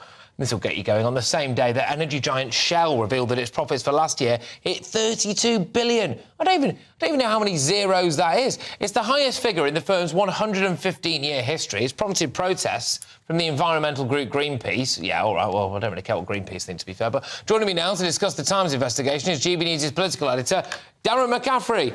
We've got 2 stories in one go here, Darren, and both of them pretty shocking. Take it away. Yeah, the political reaction has been pretty strong, particularly on the first one, that Times investigation, as you say, that seemed to be focused largely on the most vulnerable in our society who have been almost maliciously targeted by that company. Now, Centrica, the owner of British Gas, have been out on the TV and radio today insisting time and time again that they were not going to deal with this company in future, that the behaviour was unacceptable, and that, frankly, going to look at the processes going forward. However, what I would say is we've also had an equally strong message from the government. The Business Secretary, Grant Shapps, this afternoon saying that he was horrified by this investigation, saying that switching customers, and particularly those who are vulnerable to prepayment meters, should only ever be a last resort, and that every other possible alternative should be exhausted. These findings suggest British Gas are not doing this, in fact doing anything but this, and we've heard similar sentiments, it must be said, from the Labour Party, who've wanted these prepayment meters that are effectively imposed on people who can't keep up with their current bills. They want them banned altogether. The Liberal Democrats are introducing a private members' bill tomorrow, Patrick, to try and force that into law, at least temporarily, until April. And all this while there is an Ofgem investigation underway into this very practice. So politically, this has caused somewhat of a row. There is no doubt about that. Yes, absolutely. Darren, thank you very much. Darren McCaffrey there, GB News' political editor, whizzing you through a couple of those stories. Now, I want to know what you think, ladies and gentlemen, on all of this. gbviews@gbnews.uk. It has been a little bit of a mixed bag in the inbox when it comes to the British Gas knocking on your door, well, not just knocking on your door, actually picking the lock and letting people in and then refitting a meter at expense so that you can essentially find yourselves paying through the nose in the middle of a cost of living crisis. Some people are saying, well, it must be very, very difficult for the bigger companies who do have people on the take a lot, trying it on, taking the mickey, and then now, of course, they've got to go in and do something about it. But can I just say, some of the cases that you're reading from people, and I'm smiling about this because it's ridiculous, not because I actually personally find this funny, but people who are incredibly vulnerable, who maybe went out for the day, who came back and found something fitted in their house. And this isn't on, is it, really? It is a bit grim, the idea that someone can just kick your door in, I know metaphorically talking, kick your door in and then fit something that is going to cost you a load of money in the middle of a cost of living crisis. I can now speak to personal finance expert Laura Retty. Laura, now, the prepayment meters, OK, they weren't necessarily top of my radar, but what are some of the issues when it comes to this? People are saying it's costing them loads more money. Yes, that's right. So not only do you have to pay £150 for it to be installed, but it also, the cost of energy is more expensive than if you pay by direct debit, for example. So actually all these things do is make the person who's got this forcibly installed have to pay more for their energy than ever before. But how does this work? Because, Laura, if you've got someone who is already, by definition, falling behind on payments, already, by definition, at the lower end of the economic pay scale, and you come in and you make them poorer, can companies like British Gas take their assets? No, they can't take their assets. What you need to do, if you are stuck and you think, I just can't pay this, the first thing you need to do is speak to your supplier. They have to try and find you a alternative solution. So that includes looking at funds, grants, things like whether you can pay via your benefits. There's lots and lots of help out there for people who think that they may not be able to pay. So this should be a really, really last resort. So to find out that this has happened to vulnerable people who are protected, it is just heartbreaking and very, very shocking, because it should never have got to this point. Well, and one of the points that I heard earlier on, actually, is some people need to make sure that their devices stay on and that the lights don't go out, because they even have things like breathing apparatus at home. So they actually need it to live, don't they? So this is, well, I mean, it could have been deadly. Yeah, absolutely. So the term vulnerable in this particular instance means if you're disabled in a way that it makes it hard to get to the meter, if you have a mental health condition that makes it hard to read or use the meter, you have an illness that affects your breathing, like you just mentioned, or if you have an illness that makes worse by the cold, for example, like asthma or arthritis, and also any medical equipment that needs electricity. So, for example, a stair lift. So if any of that applies to you, then you are a vulnerable customer and you should be put on what's called a priority registers list, and you should get extra support and help. So make sure that you're definitely on those lists. And perhaps if you're not able to yourself, if you know of a family member or a friend that is a part of that group, then perhaps you need to take the reins and help them to get support on their energy. Can I just play devil's advocate here for a minute and say, if someone has repeatedly fallen behind on their British Gas bill and there is a court warrant, what is, apart from the fact that the optics of letting yourself into somebody's house who might be a single mum or disabled or something like that whilst they're out of the house or whatever, I mean, realistically, what are the energy companies supposed to do? I mean, if you've fallen behind on your payments, I'm sorry, this kind of stuff does happen? Yeah, unfortunately it does. The energy company does need to give you notice. You need to be given 28 days to pay anything that you owe. If you can't come to an agreement with the payment plan, for example, if you just simply cannot pay, then they do have to give you 28 days notice. And then obviously they're not always going to force into your house. They do have to give you notice. They give you 7 days, and then you can obviously allow them in. And you might be able to come back off if you're able to prove that you can pay your energy after a time. There is a new scheme called breathing space. So if you need to get debt advice and find debt solution, you may want to consider applying for the breathing space scheme. It gives you 60 days to get yourself sorted before something like an energy prepayment meter is installed in your home. Laura, thank you very, very much. It's Laura Betty there, who is a personal finance expert. Joining me now is one of our wonderful viewers. It's Stephen Hoyles, who is from Helensburgh, and I must admit, I've just had to Google where that is. Are you in Scotland? Yeah, that's correct. Fantastic, good stuff. All right, we've gone north of the border. Now, I imagine it might be a bit colder up there. I hope you're not in any danger of someone kicking your door down and installing a prepayment meter, are you? I don't think so. No. What would you have said to someone if you'd have found out that they'd been... Family show, by the way. If you'd have found out that they'd been letting themselves into your house and installing this because you'd fallen behind on your payments? I've been completely outrageous. The whole thing... the power companies have too much power, to be honest with you, of attorney to come into your home. And whilst I agree that some people, quite frankly, are just trying to avoid paying the bills, those poor, vulnerable people, they don't have any option. And as the lady mentioned before, you know, the meters are much more expensive, which I don't really understand why. And I think the reason why Centrica are in this mess is because they abdicated their own responsibility and they farmed it out to a third-party company or subcontracted it. And I refuse to believe that somebody in Centrica did not know what was going on. They didn't know what's going on. Exactly. But I've got a concern that this is happening right across the board. You know, when you get parking tickets these days because you're on a double yellow, or in my case, I'm never, until the evidence turns up, I'm never on a double yellow. And they always go, oh, well, it's the party. It's very rarely actually some kind of a proper council official traffic warden who ends up slapping you with a ticket. And it becomes an absolute nightmare, doesn't it? What do you actually want to happen now? Clearly, the cost of living crisis is biting. Clearly, people are really struggling to pay their bills. We are also seeing that companies like Shell are posting record profits. It goes against every instinct of mine to want things like windfall taxes. But are we there now, do you think? Do we need a windfall tax? Whilst I agree with the windfall tax, I think the real issue here is that the energy companies should be automatically reducing the cost to the retail energy companies who sell us the gas and electricity in the first place.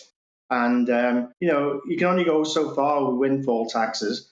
And I don't know why Ofgem don't automatically put this in as a fait accompli, that when the prices go down or hit a certain level, that they should automatically then reduce within a time period to the energy retailers. Well, you'd hope so, yeah. You would hope so. Look, Stephen, thank you very, very much. Stephen Hoyles there is a viewer from Helensburgh in Scotland. There we go. Right, now, Centrica Chief Executive Officer Chris O'Shea has had this to say. Protecting vulnerable customers is an absolute priority, and we have clear processes and policies to ensure that we manage customer debt carefully and safely. The allegations around our third-party contractor are unacceptable, and we immediately suspended their warrant activity, having recently reviewed our internal processes to support our prepayment customers, as well as creating a new £10 million fund to support those prepayment customers who need help the most. I am extremely disappointed that this has occurred. As a result, on Wednesday morning, we took a further decision to suspend all our prepayment warrant activity, at least until the end of winter. I think we need to find someone in the office who reads out these statements so it gives it a slightly different tone, because I cannot help but sound slightly condescending. Some breaking news for you, though, coming your way now. The Communication Workers Union has, within the last few moments, announced Royal Mail workers are to stage a fresh strike on February the 16th in the long-running disputes over pay and working conditions. Well, may I politely suggest to the Royal Mail workers, if you're not happy with your job, go and get yourself a GP appointment, and whilst you're in the waiting room, a careers advisor will be able to find you a new, better job. If you think I'm joking, I'm not. We're going to be talking about that later on as well. The fact that in GPs' waiting rooms right now, there are going to be career advisors telling you, hey, I know you're sick, I know you're infirm, I know you've just about crawled here and you're desperate for oxygen, but have you thought about working in Greggs? Oh, all that to come and much, much more very, very shortly. You're with me, Patrick Christys, right here on GB News. Interest rates there on the up again. The Bank of England has decided to raise base rates from 3.5% to 4%. We'll find out what that really means for you next. But now, though, it's your weather.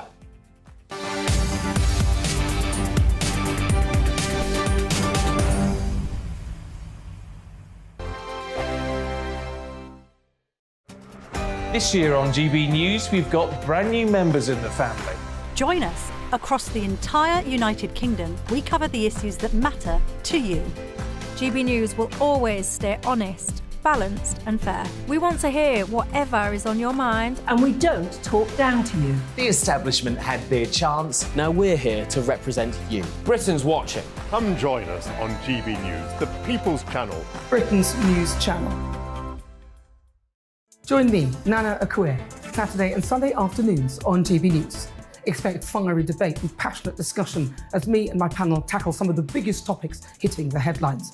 It's a place for everyone's opinion. No one gets cancelled, but no one gets an easy ride. Oh, she's on it today! Be ready for conversations that are fierce, frank, and of course, fun. Every Saturday and Sunday afternoon from 4 p.m. on GB News, the People's Channel.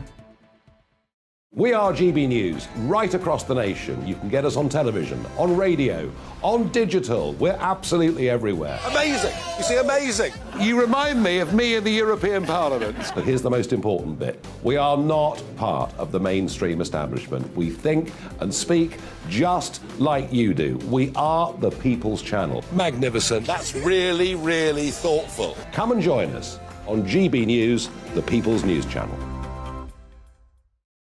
Join me every Sunday at 6 p.m. for Gloria Meets. In exclusive interviews, I'll be finding out who our politicians really are and what they really think. It's something that you would never want anyone to suffer. I didn't know what channels there were. I didn't think I'd be believed. I must have weighed about 7 stone and I'm 5'8". My instincts was to sort of cover this up. I mean, clearly that was a mistake. Join me every Sunday at 6 p.m. on GB News, the People's Channel. Britain's news channel.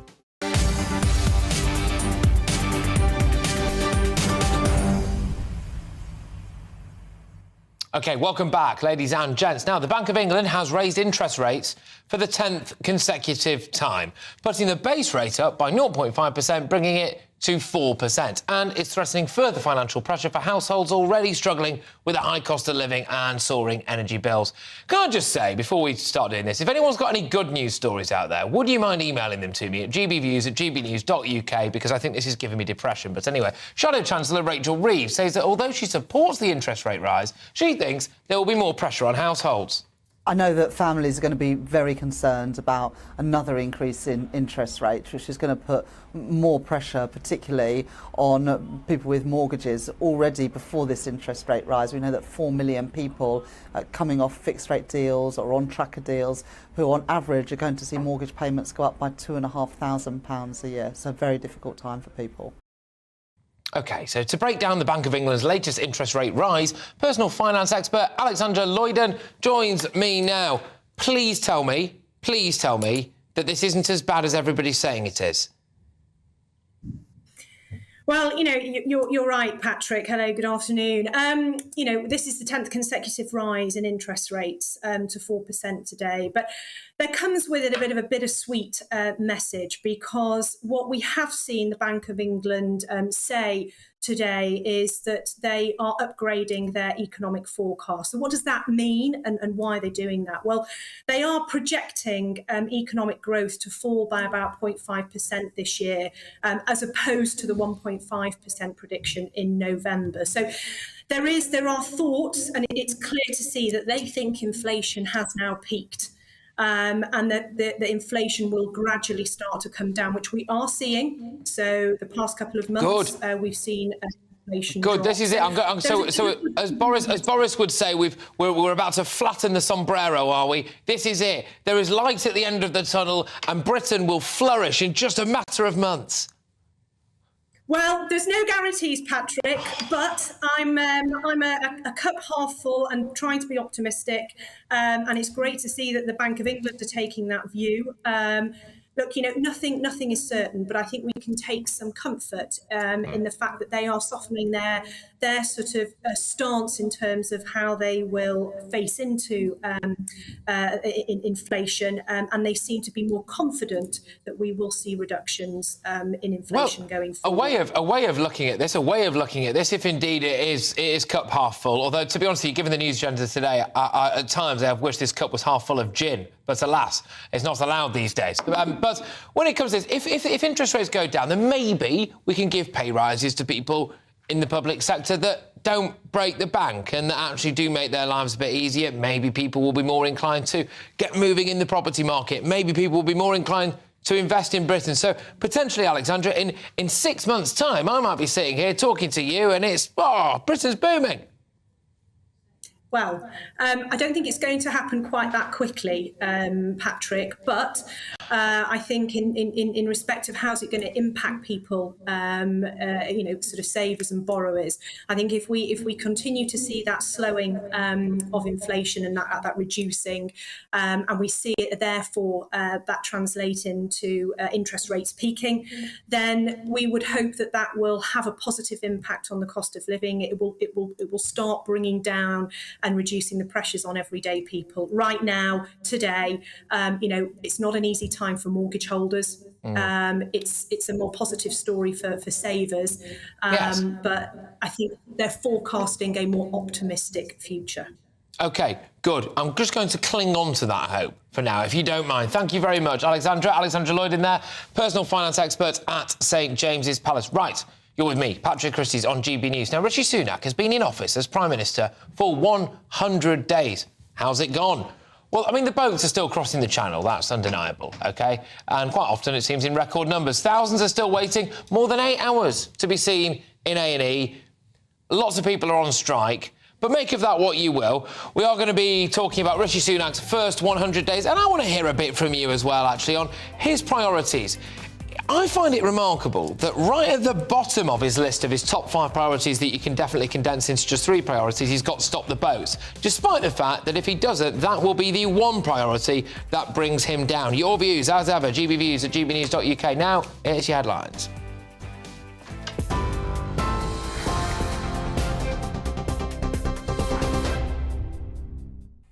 Patrick, thank you. And we have some breaking news for you this hour. Royal Mail workers are planning to stage a new strike, walking out later this month. The Communication Workers Union announced the industrial action over the ongoing pay dispute will be held on the 16th. And in other headlines today, Lancashire Police say they've located a potential new witness in the search for Nicola Bulley. That's after they released an image of a woman who was seen in the area where the mother of two disappeared. The 45-year-old went missing last Friday in St Michael's-on-Wyre whilst walking her dog. Divers are still searching the river. The Bank of England has raised its base rate from 3.5% to 4% today. That's the 10th consecutive rise. It also says the UK is set to enter recession this year, but stresses the economic downturn could be shorter and less severe than previously expected. Manchester United footballer Mason Greenwood has had all charges against him dropped.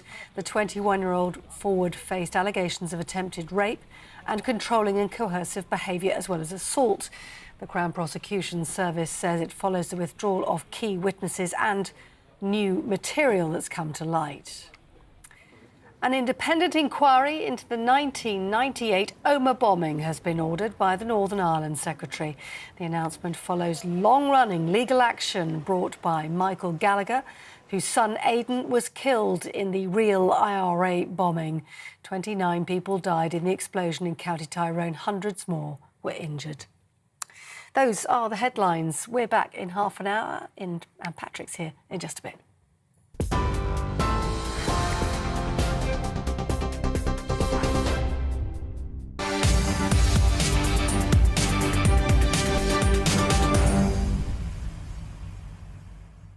OK, ladies and gentlemen, now a former soldier has been given a 3-year suspended sentence for killing Aidan McNally at an army checkpoint in Northern Ireland in 1988. David Holden is the first veteran to be convicted of a historical offence in Northern Ireland since the peace agreement.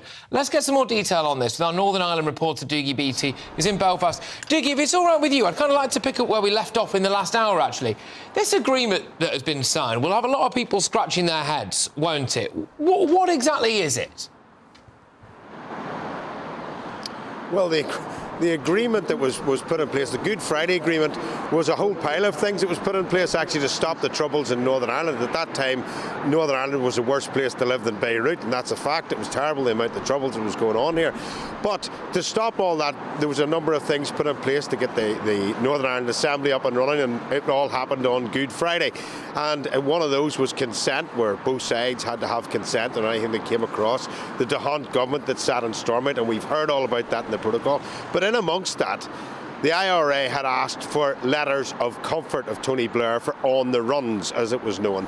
And behind, nobody knew, it wasn't in the agreement. I know I voted on the Belfast Agreement, and of course it wasn't in the agreement that these letters to on the runs or letters of comfort had been given out to members of certain terrorist organisations in order to bring them into the political arrangements. It was never ever said. In fact, the first time anybody heard of these letters was in 2014, when the trial came up of a man who was accused of being involved in the Hyde Park bombings that killed many people and indeed horses and everything else in the middle of London.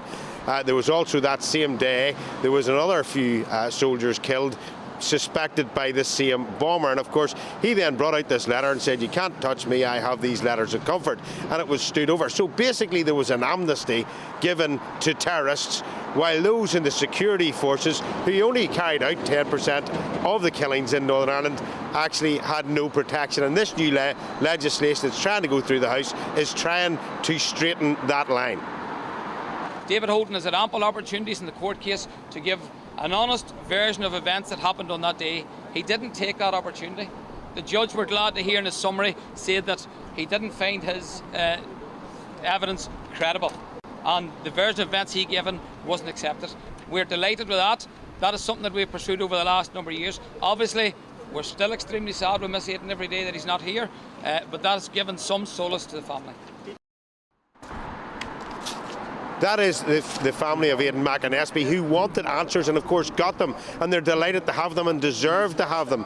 It must be stated that their family wasn't involved in anything, and it was a manslaughter case where David Holden had said that his finger had slipped off the trigger and hit Aidan McAnespy, killing him. So all of that is now being brought in to have a look at how we're going to straighten the past in Northern Ireland. Indeed, Dougie, thank you very much. Dougie Beattie there, who is reporting from Northern Ireland. A lot of people will find it quite confusing that people who were signed up members of the IRA, guilty of some of the most absolutely abhorrent crimes that against innocent civilians, can walk free, letters of comfort. They've got a legal document that says they can't be prosecuted.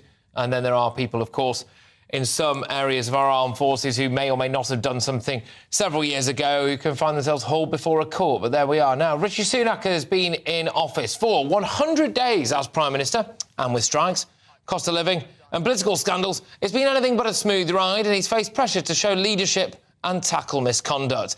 Let's get some more detail now on Rishi Sunak's tenure so far as Prime Minister with GBNews' political reporter Olivia Utley. Olivia, a bit of a bumpy ride for Rishi Sunak. Do you think he's growing to the job or not? Because initially, when he first was anointed, and he was just anointed as Prime Minister, I just thought he looked and sounded like a robot. Well, the public would tend to agree with you on that. The polls aren't really anything for Rishi and his team to celebrate. He is less popular than almost any Prime Minister we've had, apart from, interestingly, the previous two. So he's more popular than Boris Johnson. He's less popular than Novichok in some polls, actually, if you look at it. The best news over the last 100 days is really on the economy. Rishi Sunak promised to steady the economy after the disastrous mini-budget and the markets going into turmoil. And on that front, he has at least partially succeeded. Things are looking much steadier than they were. We are on track to see inflation go down. Interest rates went up today, but in the medium to long term, we can expect to see them starting to go down. He has kept saying he's going to halve inflation. It looks quite plausible that he can do that. That said, even on the economy, which is the area where he seems to be doing best, it's not all plain sailing. Because he's pledged to halve inflation, he's left himself with very, very little wiggle room to on anything, particularly on the strikes. He can't. He's sort of painted himself into a corner. Even if he wanted to, he can't really reach any agreement with any of the unions. Also, it's got to be said that the economy, the recession that we're heading into, not looking as bad as previously thought, which is what the Governor of the Bank of England said today, isn't something which is going to make people rush out and vote Conservative at the next election. No, it's not. No. It's not wonderful good news. And we can expect to see house prices continue to go down and people coming off their fixed-rate mortgages. So we could see plenty of people going into negative equity. And the blame for that, fairly or not, will lie at the feet of Rishi Sunak. So that's the best area, and it's not looking too good.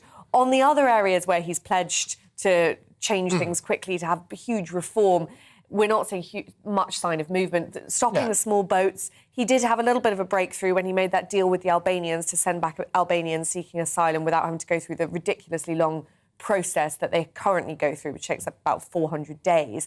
But other than that, we haven't seen very much detail on his pledge to stop the small boats. I suppose the saving grace for Rishi Sunak is that it would be pretty similar no matter who was in charge at the minute, so things can't be squarely levelled at him. One of the concerns that I would have with him is his order of priorities when he's talking about his big 5 pledges. And at the bottom of that, he's got stop the boats. But that appears to be the one thing that could actually keep him in office.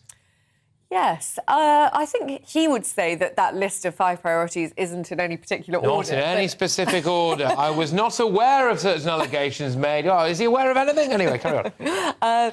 Yes, and near the top of that list is sort out the NHS. Again, there doesn't seem to be a huge amount of detail on his plan to do that. And obviously, a lot of the problems with the NHS, I mean, pretty much all the problems with the NHS aren't his fault. Yeah. It was already in a pretty pitiful state before we got into the COVID pandemic. And now we're coming out of this winter of what they're calling a triple-demic with flu, various respiratory diseases, which are all at a big high because of the lockdowns, plus COVID. So we've got this enormous backlog. And Rishi Sunak has talked about clearing it. He's talked about new ambulances. We can expect some new ambulances. We can expect a few more hospital beds. But it's not the kind of big flagship reform that he talked about. No. And on the NHS, Labour, well, the polls at least would suggest that Labour is sounding more credible. Wes Streeting's plans sound pretty centrist and straightforward, and they're going down well with the public. Well, there we are. Olivia, thank you very much. Olivia Utley there, our political reporter. Now, I don't know about you, ladies and gentlemen, but I have been a bit depressed by the general news agenda today, and I did ask you for some good news, OK, because I'm sick of all of this nonsense. And you have delivered. Thank you very much. We've got Rodney, who's just still happy that Nottingham Forest are in the Premier League. Keith has fixed the cuckoo in his clock, and Henry backed a winning horse earlier today. Please keep these good news stories in, because I'm losing the will here. gbviews@gbnews.uk. You are with me, Patrick Christys. Coming up soon, you might be able to get your knee checked out. In a way, this is good news. You might be able to get your knee checked out, but whilst you're waiting in a doctor's surgery, someone from a career advice board will come and tell you what jobs you can do if you're over 50 and you want to get back into work, which you probably don't. You also probably can't go and see a GP. Also, the Royal Air Force has been accused of discriminating against white men in its effort to meet diversity targets. I will be back in a moment. Keep the good news stories coming in, please.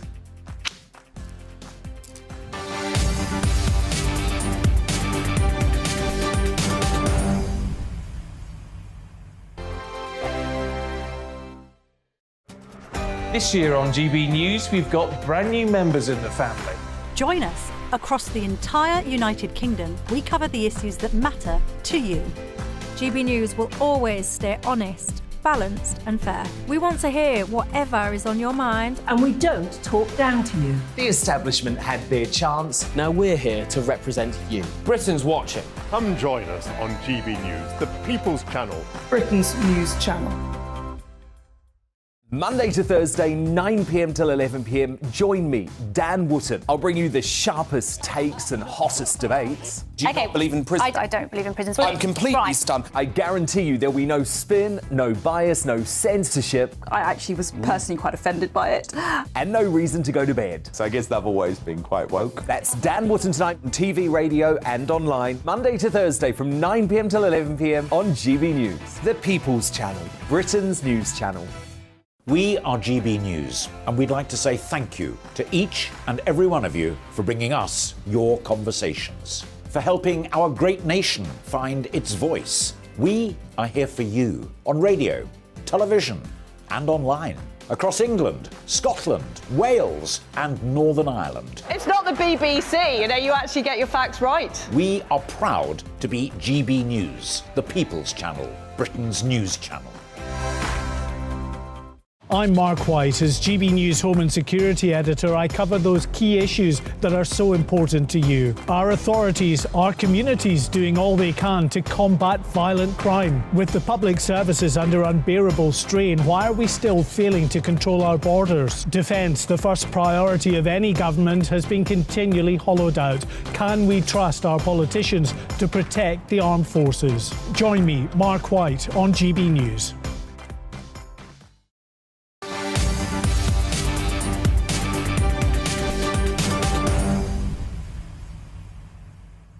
OK, this story just had me in fits of laughter earlier today. Could it be that the next time you go for a checkup at your GP, you also get prescribed a job? Ministers are considering plans to staff job agents at GP surgeries as part of a drive to tackle early retirement among over 50s. Doctors would be able to refer patients who want to return to work, but who may be averse to visiting a job centre, who, forgive me, but probably aren't the kind of people who are up for a hard day's graft. With me now is Mike Parry, broadcaster and journalist. Mike, I'm going to throw this one over to you. I mean, where do we even start with this? Well, I think this is a very good idea, Patrick. What? I mean, without being unkind to you, your job isn't really a job, if you know what I mean. No, it's not. You kind of sit there and, you talk incredible intelligence, but you never pick up a pickaxe, do you, and start digging roads or anything like that. A sort of real job, you see what I mean? So what I'm saying is that my view is that one of the best ways to get you out of the malaise of bad health is to re-inject initiative into you to go and get yourself a job, right? And if you go to your doctor's surgery and he says, you know what's wrong with you? You're a bit depressed, you're feeling low because you've had no physical activity for a long time, I think if you got yourself a job, you'd be better. Let me tell you a story, Patrick, OK? In 2004, I was in Harefield Hospital waiting for a heart transplant. I'd been there for 3 months. And when I decided I couldn't wait any longer because I could see my career disappearing, I could see my life disappearing, I checked myself out. 3 years later, I ran the Great Northern Run. I went on to where I am now 20 years later because I decided to take control of my own health with the advice of some of my doctors. Doctors don't want to treat people who are depressed, who are just low on the fact that they haven't got a job. So to give them the initiative to become active again within society is a great thing. And I'm sorry that you can't see the benefits of that. Well, you know what, Mike? I'll hold my hands up. Credit where credit is due. You have potentially turned my head on this one a little bit, actually, because I was thinking, you know, someone comes in who's got a couple of dodgy knees or whatever, or is just, frankly, ill, genuinely ill, and you've got some bloke with a clipboard there who's probably on minimum wage himself saying to you, well, have you thought about working at Greggs or McDonald's or something? But I suppose what you're saying is actually maybe a lot of people at the minute are not making themselves ill, but certainly not doing their health any favours by not being as employed as they could be, and maybe this will give them a kick at the backside. I totally agree. Patrick, you and I believe in one thing. We believe in endeavour, we believe in hard work, we believe in contributing to society. You know, we earn pretty good wages and we can contribute. Now, ever since the days of Gordon Brown, I believe that society has opened up an avenue for people who don't necessarily want to work or who have been convinced that you don't need to work because the welfare state in this country is now so well advanced. It is full of so much money, you can get away with not working. Now, you and I know, Patrick, that the best thing in life is to stand on your own 2 feet, provide for your own family, and have self-esteem. And self-esteem has been taken out of a big, big part of our country. You saw the report last week in which half the people in this country now take more in government welfare than they give back in taxes. That's a shocking situation. So if doctors can actually, you know, recognise somebody who is potentially a great asset to the economy if he went and looked for a job and got work, but the state of the country means he feels depressed and he doesn't want to do it. If doctors can turn that round, it's a great thing. Well, and actually maybe it will kill a couple of birds with one stone as well, because you've hit the nail on the head with the psychological element of it, actually. If people come in, they might feel the need to have a doctor say, actually, you can work, after all of the bleak destruction of this country over the last couple of years. But also, dare I say it as well, if a doctor openly says this person is fit to work,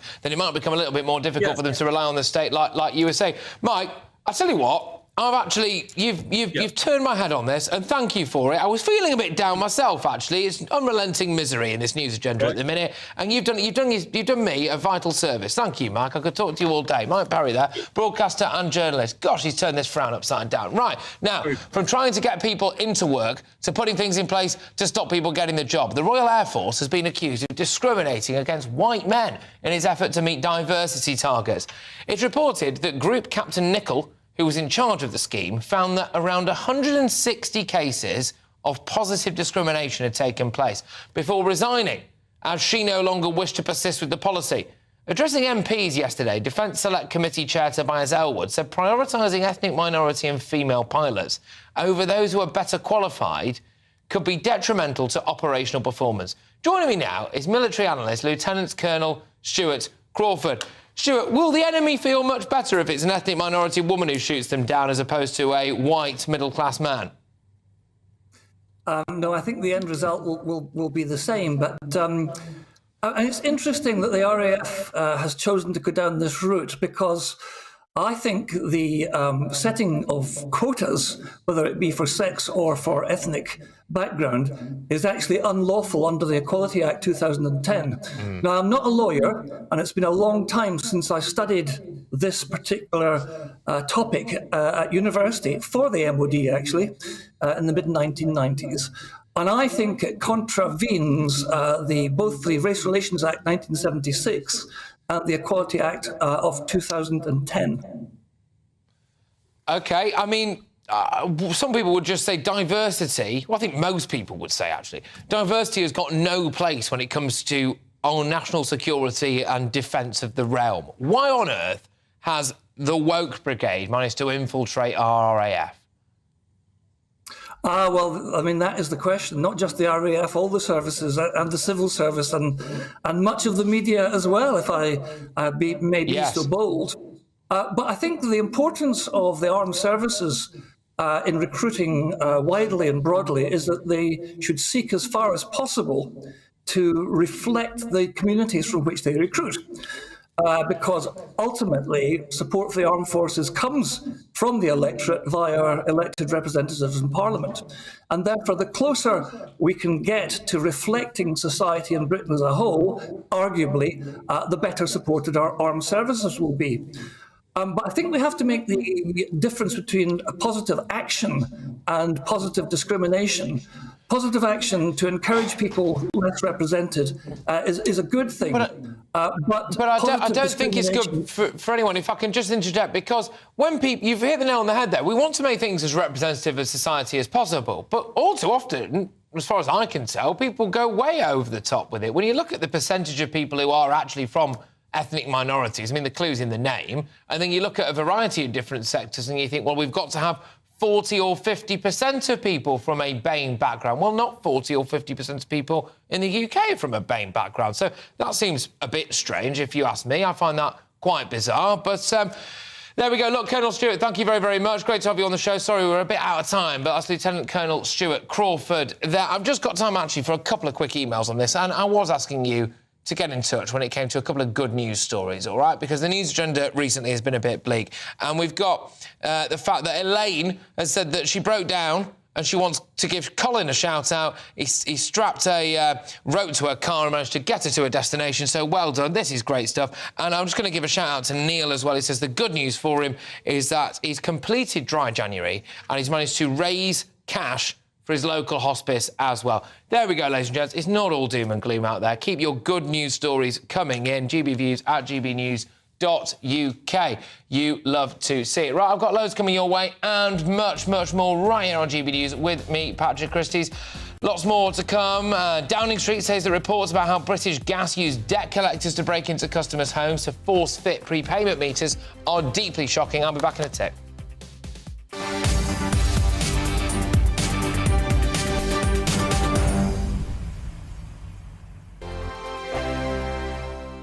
He's the king of breakfast TV, and he's back. Eamon Holmes back on the TV with me this morning. Even remember my name. I know, it's been 4 months. You have holy water by your bed? Oh, yes. Oh, already to bless. Yeah. Oh, Eamon. Oh.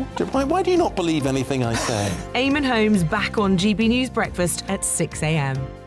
Every weekend, it's Mark Dolan Tonight. Bigger and better, starting at 8 p.m. Friday and Saturday. Can't be too safe. Bring it on. Has there ever been a more innuendo feature? And Sundays, we're on at 9. It's ridiculous. Just get on with it. Maybe you should get a proper job. Only on GB News, the People's Channel, Britain's news channel.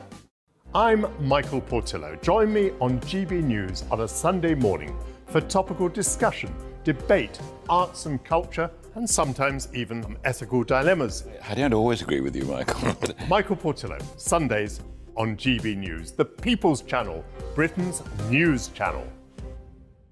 Hello, I'm Michelle Dewberry, and you can join me every weekday 6 till 7 on Jubes and Kerr. You're an inspiration to us all. Click that bit up. Well, you are. That's my ringtone. My political ambitions are, those days are gone, I can tell you. She's only teasing. Go on. He's probably going to want to lay down now. I'll give him 2 minutes to have one. Let's respectfully disagree. That's what we like on Jubes and Kerr. Come and join us. GB News, the People's Channel. Michelle Dewberry, weekday evenings at 6 o'clock. Monday to Thursday on GB News, it's Bev Turner Today from 10 a.m. We're going to be here for you, our GB News family, to keep you up to date, but also make you smile. The guy went from puberty to adultery. And I can't wait to bring a few of my own opinions. I have no time for cultural totalitarianism. We'll engage in passionate, but always polite debate, with your thoughts and opinions at the centre of it all. Only on GB News, the People's Channel, Britain's news channel. This year on GB News, we've got brand new members in the family. Join us. Across the entire United Kingdom, we cover the issues that matter to you. GB News will always stay honest, balanced and fair. We want to hear whatever is on your mind. And we don't talk down to you. The establishment had their chance. Now we're here to represent you. Britain's watching. Come join us on GB News, the People's Channel. Britain's news channel. I used to be John Cleese, and I'm going to be doing some shows for GB News for two reasons. One, they asked me to, and two, they want programming for viewers who are completely out of touch, a much neglected demographic. So stay out of touch with me. Oh, I'm Michelle Dewberry, and you can join me every weekday 6 till 7 on Jubes and Kerr. You're an inspiration to us all. Clip that bit off. Well, you are. That's my ringtone. My political ambitions those days are gone, I can tell you. She's only teasing. Go on. He's probably going to want to lay down now. I'll give him 2 minutes to have one. Let's respectfully disagree. That's what we like. Absolutely. On Jubes and Kerr. Come and join us. GB News, the People's Channel. Michelle Dewberry, weekday evenings at 6 o'clock.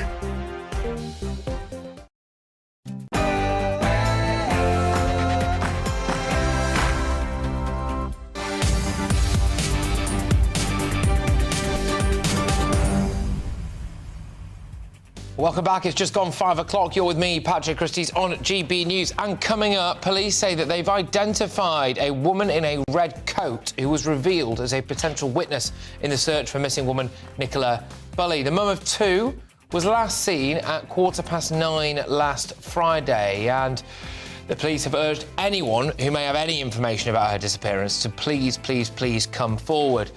The Times has revealed that British Gas has been getting enforcement agents to break into vulnerable people's homes to install prepayment energy meters. We'll speak to a Tory MP who's been very vocal on this issue next, and the King won't appear on cash in Australia anymore. Our new monarch won't replace the late Queen on the country's new $5 banknote. It's being hailed as an anti-royalist victory and one step towards a republic down under. Get in touch, email me, gbviews@gbnews.uk. But right now, it's your headlines.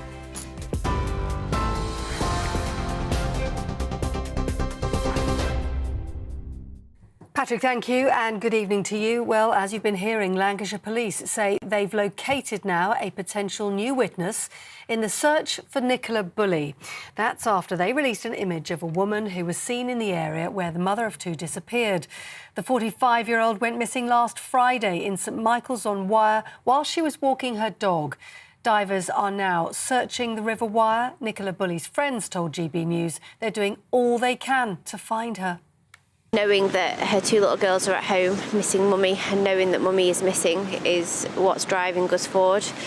We know that knowing Nikki, her family are everything, and we know without a doubt that if she could be at home with them, that's where she'd be. Nikki is just a lovely human being inside and out, living a normal life, dropping the children off at school, going on a daily walk, things planned, going out the weekend, seeing friends and family.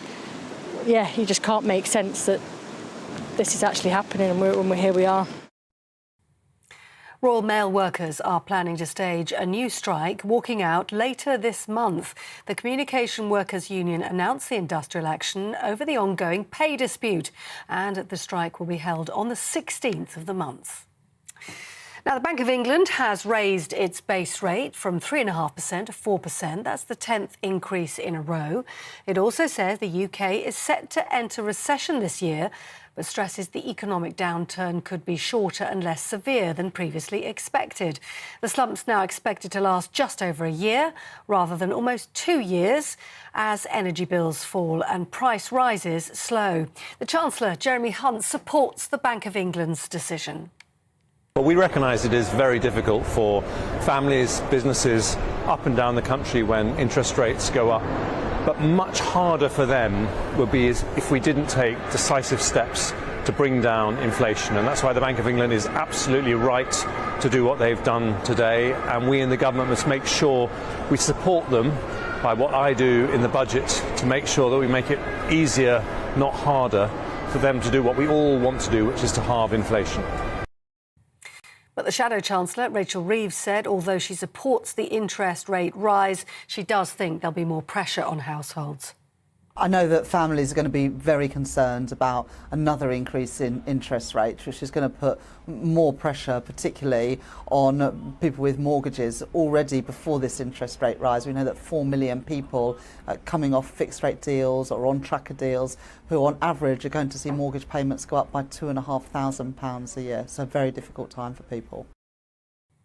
Now, the boss of British gas owner Centrica says he is horrified that contractors for the company broke into customers' homes to fit energy meters. His comments come shortly after energy regulator Ofgem announced it was launching an urgent investigation. It follows a Times sting in which an undercover reporter accompanied debt collectors who reportedly entered the homes of vulnerable people to force-fit prepayment meters. And Shell says its profits have increased by more than 53%, with earnings of more than £68 billion last year. That's the company's highest profit in its 115-year history. The energy giant has benefited from soaring oil prices due to Russia's invasion of Ukraine. A Downing Street spokesman has said the Prime Minister absolutely understands people's anger over Shell's record profits at a time of soaring household energy bills. But the Shadow Climate Change Secretary Ed Miliband says the government needs to step up. When people look at the Shell profits, they are sick and tired of the way this country is being run. We don't have a proper windfall tax on companies like Shell. We have millions of people struggling to pay their energy bills. And we have the prospect of energy bills going up another 40% in April. That's why Labour would have a proper windfall tax on companies like Shell to stop bills rising again in April and end the prepayment meter penalty that millions of people are paying. Manchester United footballer Mason Greenwood has had all charges against him dropped. The 21-year-old forward faced allegations of attempted rape, controlling and coercive behaviour and assault. Greater Manchester Police said criminal proceedings have been discontinued by the Crown Prosecution Service. Greenwood had been suspended by United since news of his arrest in January last year. An independent inquiry into the 1998 Omagh bombing has been ordered by the Northern Ireland Secretary. The announcement follows long-running legal action brought by Michael Gallagher, whose son Aidan was killed in the real IRA bombing. 29 people died in the explosion in County Tyrone and hundreds more were injured. And a former soldier has been given a suspended sentence of 3 years for shooting a man in the back at an army checkpoint in Northern Ireland 35 years ago. In November, David Holden was convicted of the manslaughter of 23-year-old Aidan McAnespie in 1988. Holden was the first veteran to be found guilty of a historical offence in Northern Ireland since the Good Friday Agreement. He was sentenced earlier to 3 years, but the judge suspended the full term. Aidan's brother Sean spoke outside Belfast Crown Court. He had a chance at the start of this trial to come out and tell the truth and to admit to what he done. But he dragged us through the courts for years. We lost our father and sister in the duration of that. It was like being stopped at the checkpoint every time we came here. We weren't looking for a pound of flesh. We're looking for just truth and justice. A 32-year-old man has been remanded in custody after appearing in court over the murder of Natalie McNally in Northern Ireland. The 32-year-old was stabbed in her home in County Omagh in December. She was 15 weeks pregnant. Stephen McCullough was rearrested on Tuesday after being previously arrested in December. That's the latest news on GB News. More news as it happens. Now back to Patrick.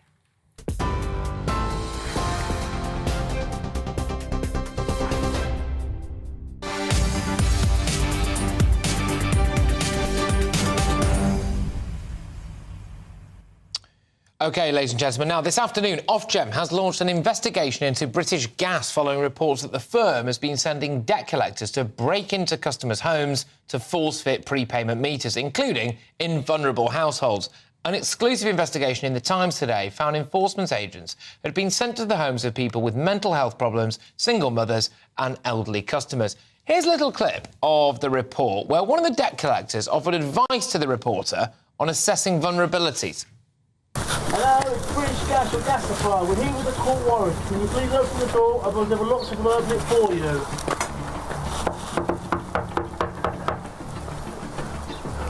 It's the exciting bit. I love this bit. Which bit?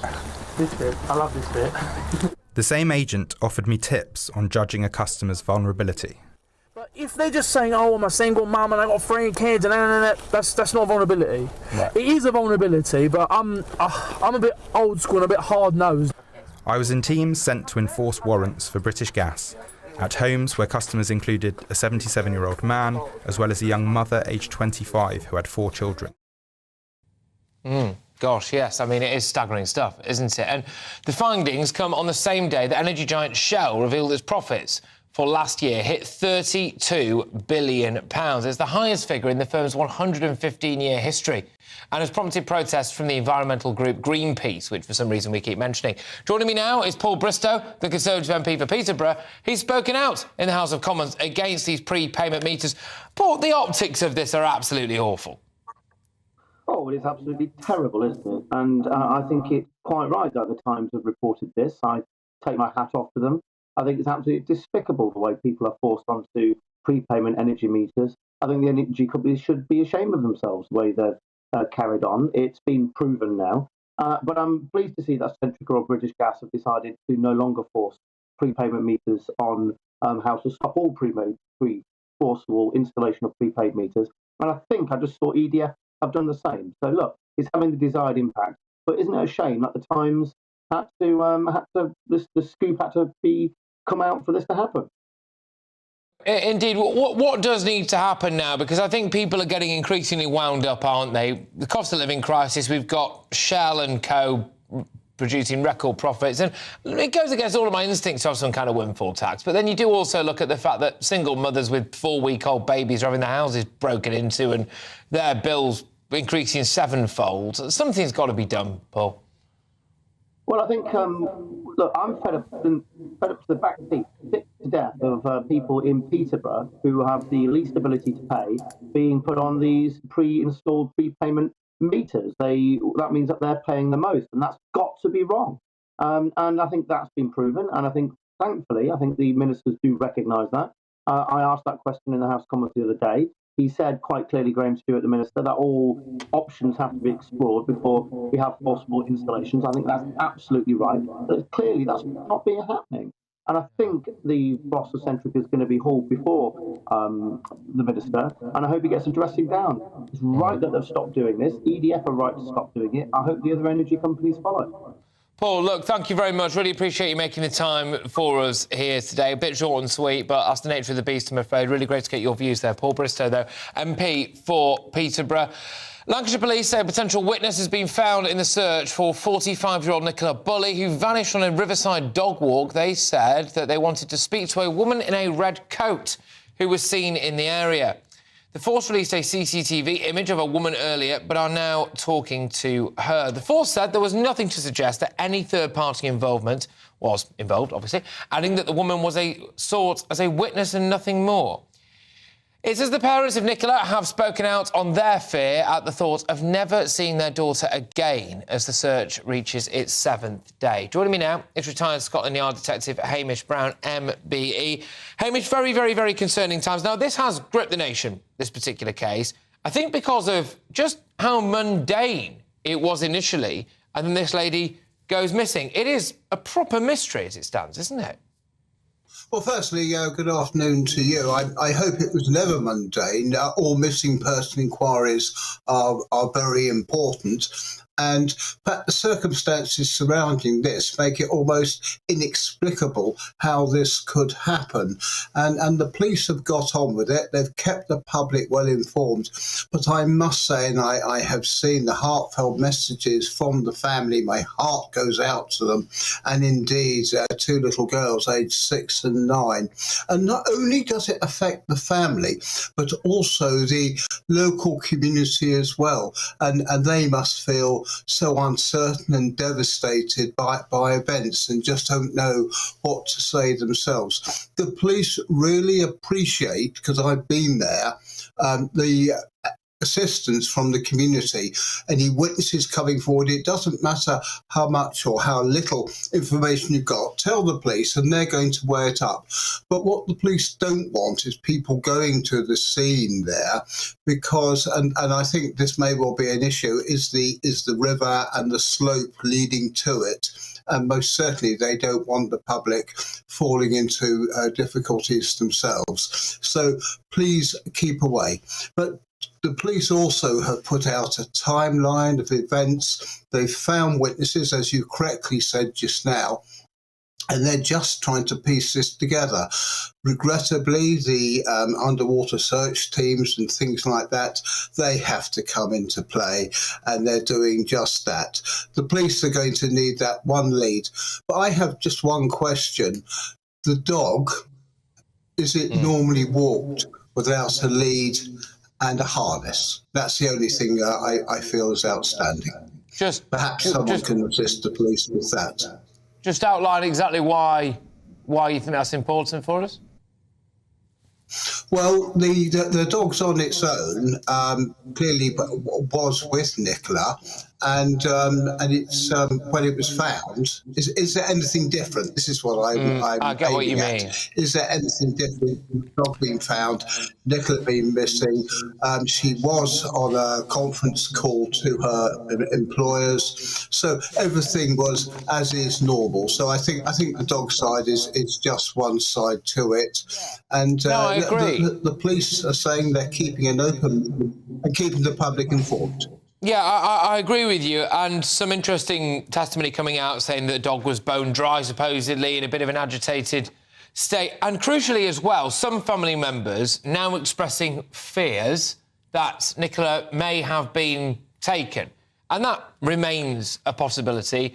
In your capacity, of course, as a retired Scotland Yard detective, would you have fears about that? Just looking at the facts as we know them of this case so far, your views on that possibility of her having been taken?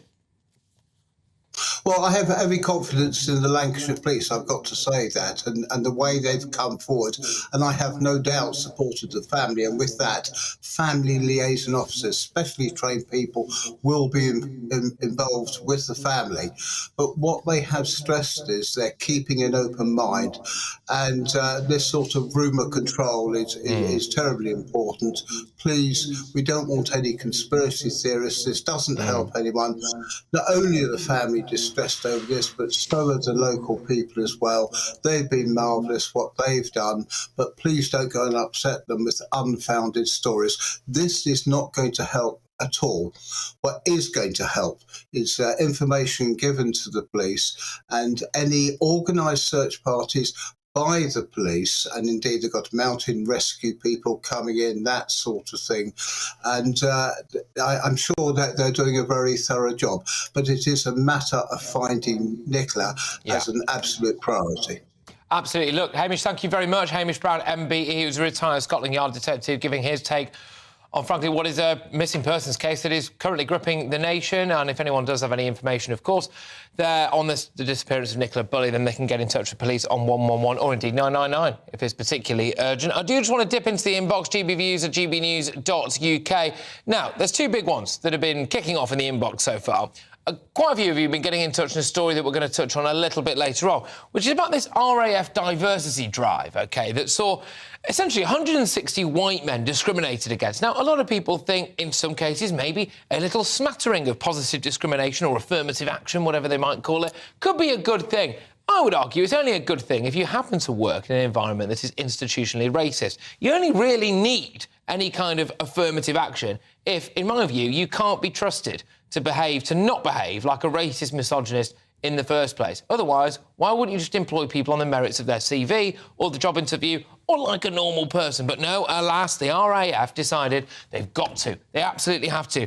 They now need to do a big, big woke recruitment drive. And what that meant was the good candidates, who happened to be 160 of them, in fact, white men, were just overlooked, according to reports, because we needed to have more ethnic minorities and more female recruits. I think when it comes to the defence of the realm, especially in times like this, when we see what's going on in Ukraine and all over the world, forgive me for maybe thinking that possibly not your average common man and woman on the street would care whether or not the person flying above them fighting off one of Vladimir Putin's jets was indeed a gay female ethnic minority. No, I think they'd probably just rather have the best person for the job. But yes, lots of you have been getting in touch on this particular topic, as I knew you would. Absolutely unbelievable, says Gilbert. Fantastic name, Gilbert. Young men trained to the highest standard in RRAF get bypassed for jobs in favour of lesser qualified people. You have no idea how ridiculously unfair and crazy this is. Also going on to make the point as well, of course, that can you imagine what this would have happened if it was the other way around? Yes, indeed. And I have been asking you to get in touch with some good news stories. I was looking at the news agenda today, and I'm the one reading it, and I was getting a bit depressed, so I can only imagine how you people were feeling. And we've had some interesting ones in. This one's from John. He says, my wife just went to A&E with a fractured ankle. She was in and out in under 1 hour.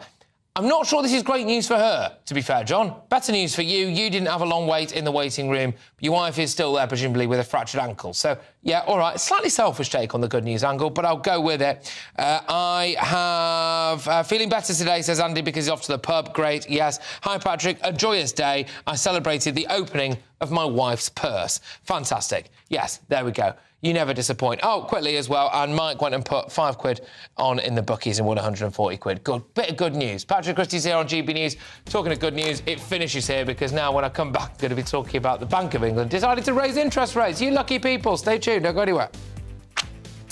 Hello, Alex Deacon here with your latest weather update from the Met Office. Another dry day for the vast majority. Tomorrow, a bit brighter, perhaps a bit more in the way of sunshine here and there, and it will be a mild day as well. Dry because high pressure remains in control, but it's not dry everywhere at the moment, and it won't be overnight tonight. These weather fronts are slowly pushing southwards, and notice how close the isobars are. It's turning very windy once more over northeast England and eastern Scotland especially. Rain across northwest Scotland, that will edge south through the night. As I say, very blustery in the northeast at times. The rain creeping into Northern Ireland, southern Scotland. But as it does so, it's kind of fizzling out, so won't amount to much. Certainly further south, most dry, very mild here, 7, 8, 9 degrees as an overnight minima. Temperatures further north will drop a little as we get clearer skies late in the night. That weather front will still provide some drizzly rain for the north coast of Northern Ireland, northwest England and western parts of Scotland during Friday, slowly pushing northwards through the day. Further south, again, most places dry and perhaps brighter across parts of East Wales, southwest England. Better chance of seeing some sunny spells. Generally, though, still fairly cloudy, but look at the temperatures, well above average, double digits across the board, and some places getting into the teens. It'll stay pretty mild on Friday evening. Bit of light rain and drizzle here and there over the Northern Isles, the Western Isles, and some light rain at times over Western Hills, but most places dry as we head into Saturday, and certainly across much of the south. It will mostly stay that way. Again, a lot of cloud, but we should see some breaks in the cloud. We'll see some wetter weather coming into the northwest without breaks of rain. This is a weather front pushing across Scotland and Northern Ireland by the end of the afternoon. Another pretty mild one, again with temperatures widely in double figures and with some brightness across the south, 12 or 13 is possible. Should be a sunnier day on Sunday. Most places set fair, but it will also be just a little bit colder as well.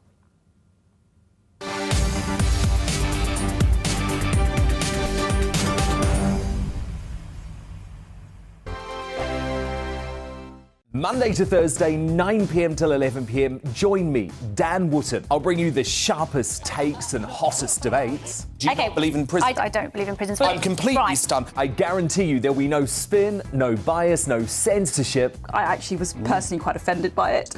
And no reason to go to bed. So I guess they've always been quite woke. That's Dan Wootton tonight on TV, radio and online. Monday to Thursday from 9 p.m. till 11 p.m. on GB News. The People's Channel, Britain's news channel. Hello, I'm Michelle Dewberry, and you can join me every weekday 6 till 7 on Jubes and Kerr. You're an inspiration to us all. Click that bit up. Well, you are. That's my ringtone. My political ambitions are, those days are gone, I can tell you. She's only teasing. Go on. He's probably going to want to lay down now. I'll give him 2 minutes to have one. Let's respectfully disagree. That's what we like on Jubes and Kerr. Come and join us. GB News, the People's Channel. Michelle Dewberry, weekday evenings at 6 o'clock. I'm Andrew Doyle. Join me at 7 o'clock every Sunday night for Free Speech Nation, the show where I tackle the week's biggest stories in politics and current affairs with the help of my 2 comedian panellists and a variety of special guests. Free Speech Nation, Sunday nights from 7 on GB News, the People's Channel, Britain's news channel. I'm Michael Portillo. Join me on GB News on a Sunday morning for topical discussion, debate, arts and culture, and sometimes even ethical dilemmas. I don't always agree with you, Michael. Michael Portillo, Sundays on GB News, the People's Channel, Britain's news channel. He's the king of breakfast TV, and he's back. Eamon Holmes, back on the TV with me this morning. Even remember my name. I know, it's been 4 months. You have holy water by your bed? Oh, yes. Oh, already to bless. Yeah. Oh, Eamon. Oh. Why do you not believe anything I say? Eamon Holmes back on GB News Breakfast at 6 a.m. This year on GB News, we've got brand new members in the family. Join us. Across the entire United Kingdom, we cover the issues that matter to you. GB News will always stay honest, balanced and fair. We want to hear whatever is on your mind. And we don't talk down to you. The establishment had their chance. Now we're here to represent you. Britain's watching. Come join us on GB News, the People's Channel, Britain's news channel. We are GB News, the People's Channel. And right across the United Kingdom. You can find us on Sky Channel 512. Virgin Media Channel 604. Freesat Channel 216. Freeview Channel 236. And YouView Channel 236. You can also take us with you on DAB Plus Radio. With the GB News app and at the website gbnews.uk. We're absolutely everywhere. Come join us on GB News, the People's Channel, Britain's news channel.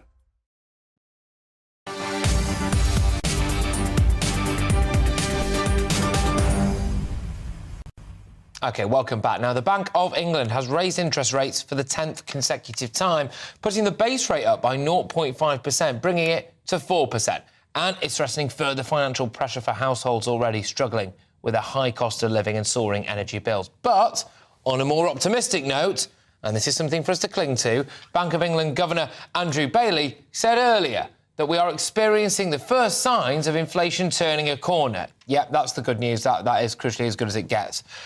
Right, with me now is Vicky Price, Chief Economic Advisor at the Centre for Economics and Business Research. Let's cling to the good stuff, OK? We've turned a corner. As Boris says, we've flattened the sombrero. Maybe now we can stop seeing interest rates rising this much. I think that's probably true, but it has very little to do with anything that the government has done so far. So if you look at what's happening in the world economy, you've seen energy costs coming down, you've seen food costs overall coming down, even though we're not feeling them yet in the shops here in the UK. So is that which is bringing inflation down globally and, of course, bringing it down in the UK as well?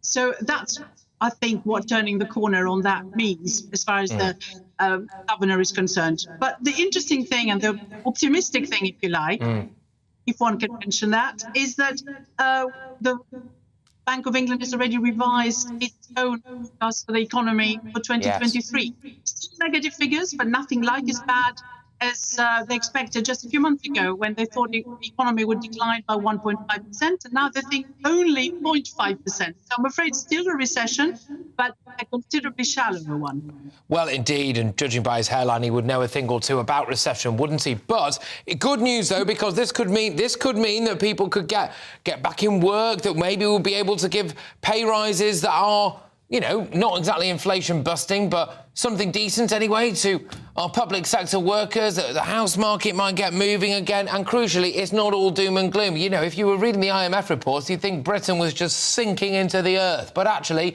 you know, not as bad a recession as people were thinking.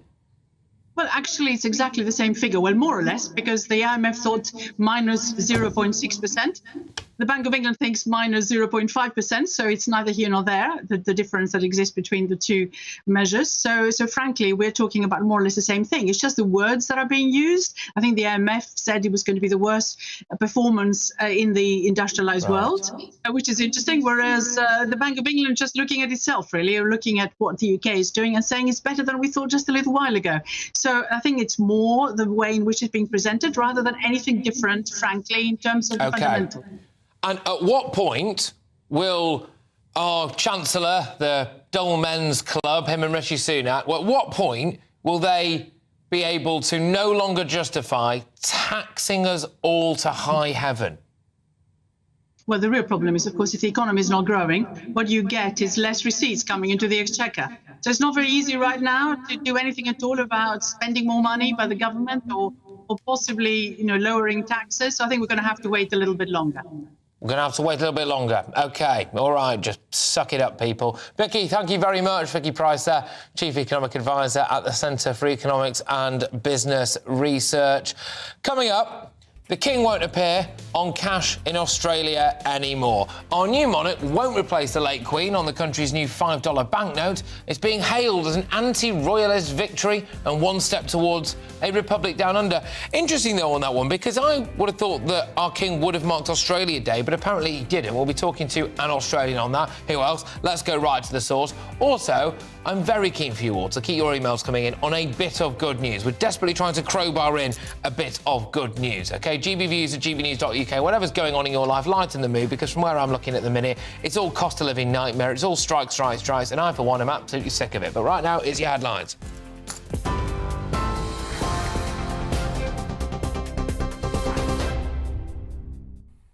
Patrick, thank you. The top stories. Lancashire police say they have located a potential new witness in the search for Nicola Bulley.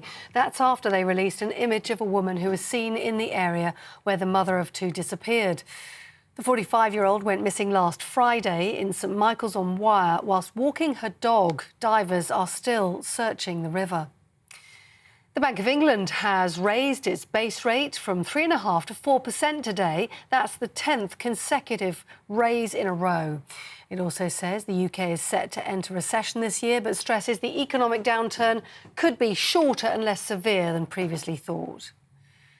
Manchester United footballer Mason Greenwood has had all charges against him dropped. The 21-year-old forward faced allegations of attempted rape, controlling and coercive behaviour and assault. The Crown Prosecution Service says it follows the withdrawal of key witnesses and new material that's come to light. And former soldier David Holden has been given a 3-year suspended sentence for shooting a man in the back at an army checkpoint in Northern Ireland 35 years ago. Found guilty of the manslaughter of Aidan McAnespie, he's the first veteran to be convicted of a historical offence since the Good Friday Agreement. And an independent inquiry into the 1998 Omagh bombing has been ordered by the Northern Ireland Secretary. The announcement follows long-running legal action brought by Michael Gallagher, whose son Aidan was killed in the real IRA bombing. 29 people died in the explosion in County Tyrone. Hundreds more were injured. Those are the headlines. We're back in half an hour. See you then.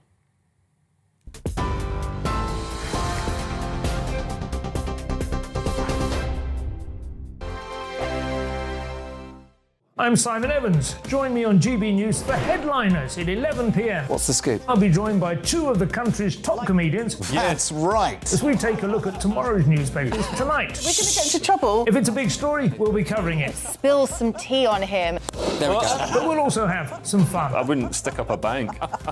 My father didn't love me. So anyway. Headliners every night from 11 on GB News, the People's Channel, Britain's news channel. Monday to Thursday on GB News, it's Bev Turner Today from 10 a.m. We're going to be here for you, our GB News family, to keep you up to date, but also make you smile. The guy went from puberty to adultery. And I can't wait to bring a few of my own opinions. I have no time for cultural totalitarianism. We'll engage in passionate, but always polite debate, with your thoughts and opinions at the centre of it all. Only on GB News, the People's Channel, Britain's news channel.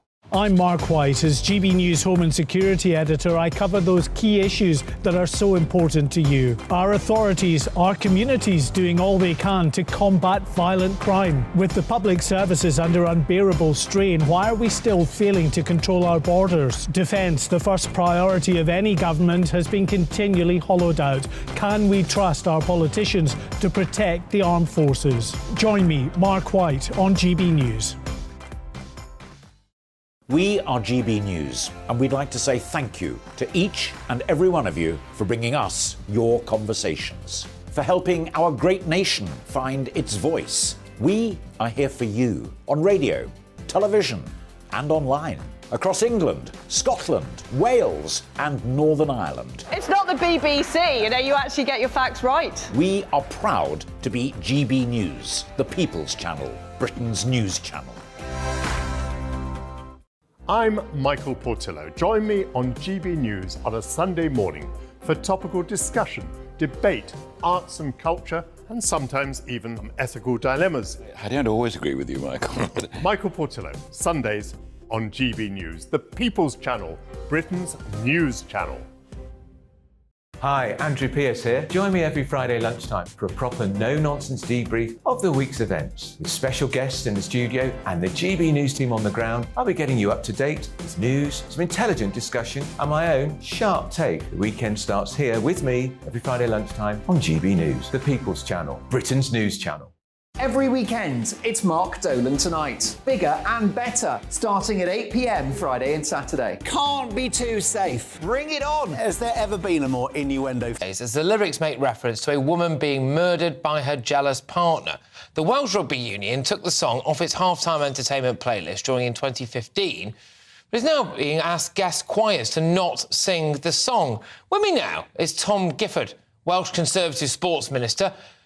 Tom, thank you very much. Now, I must admit, I was unaware, really, of the precise backstory to this song, but I don't think people belting this out at sporting events are really singing about someone who's murdering their partner because they're jealous. They're singing it because it's a song. Why is it being cancelled?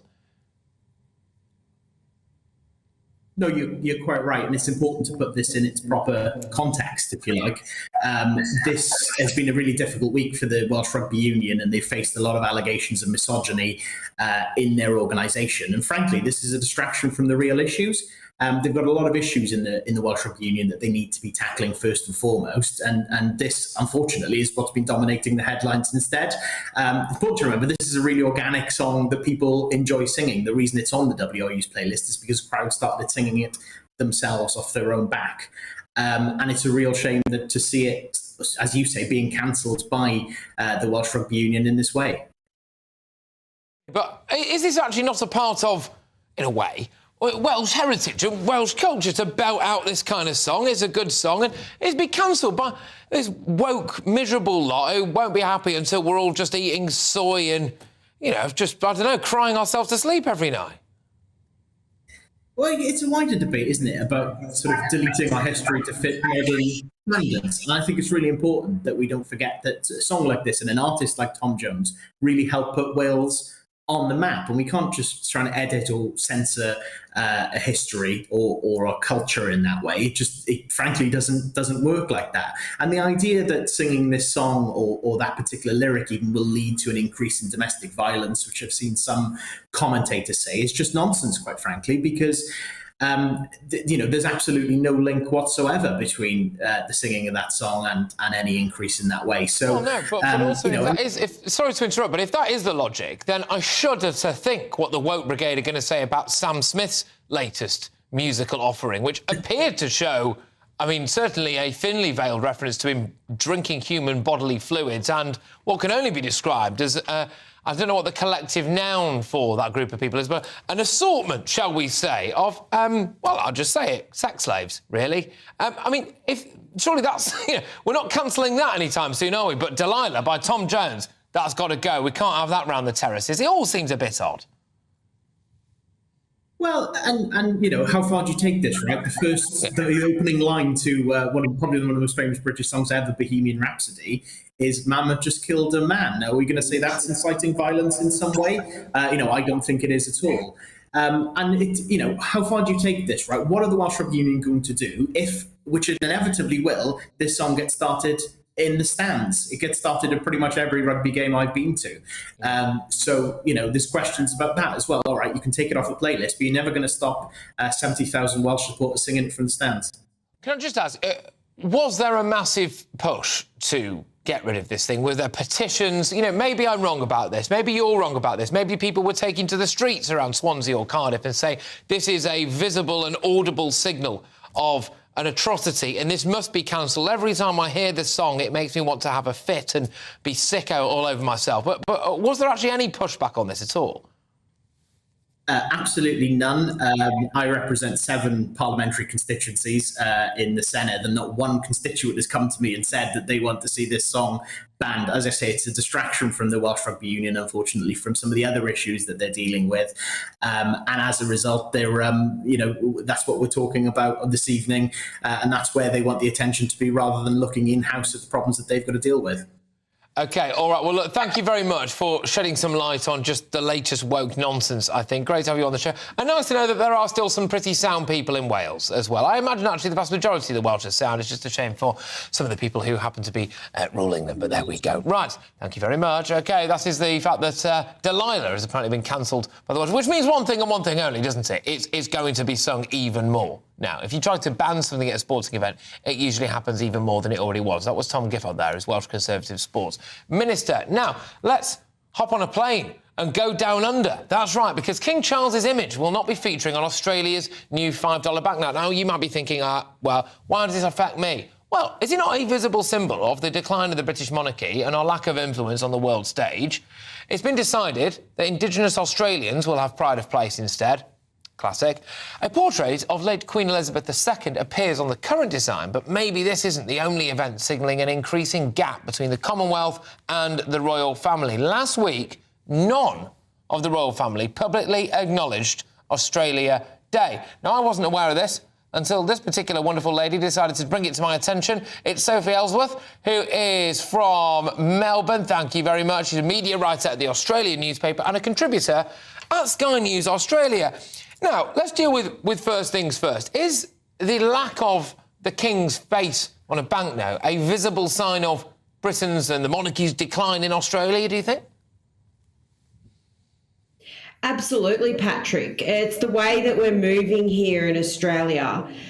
We had a new government elected in May last year, a very left-leaning government who are pro-republic, and this is a step in the move towards going to a republic.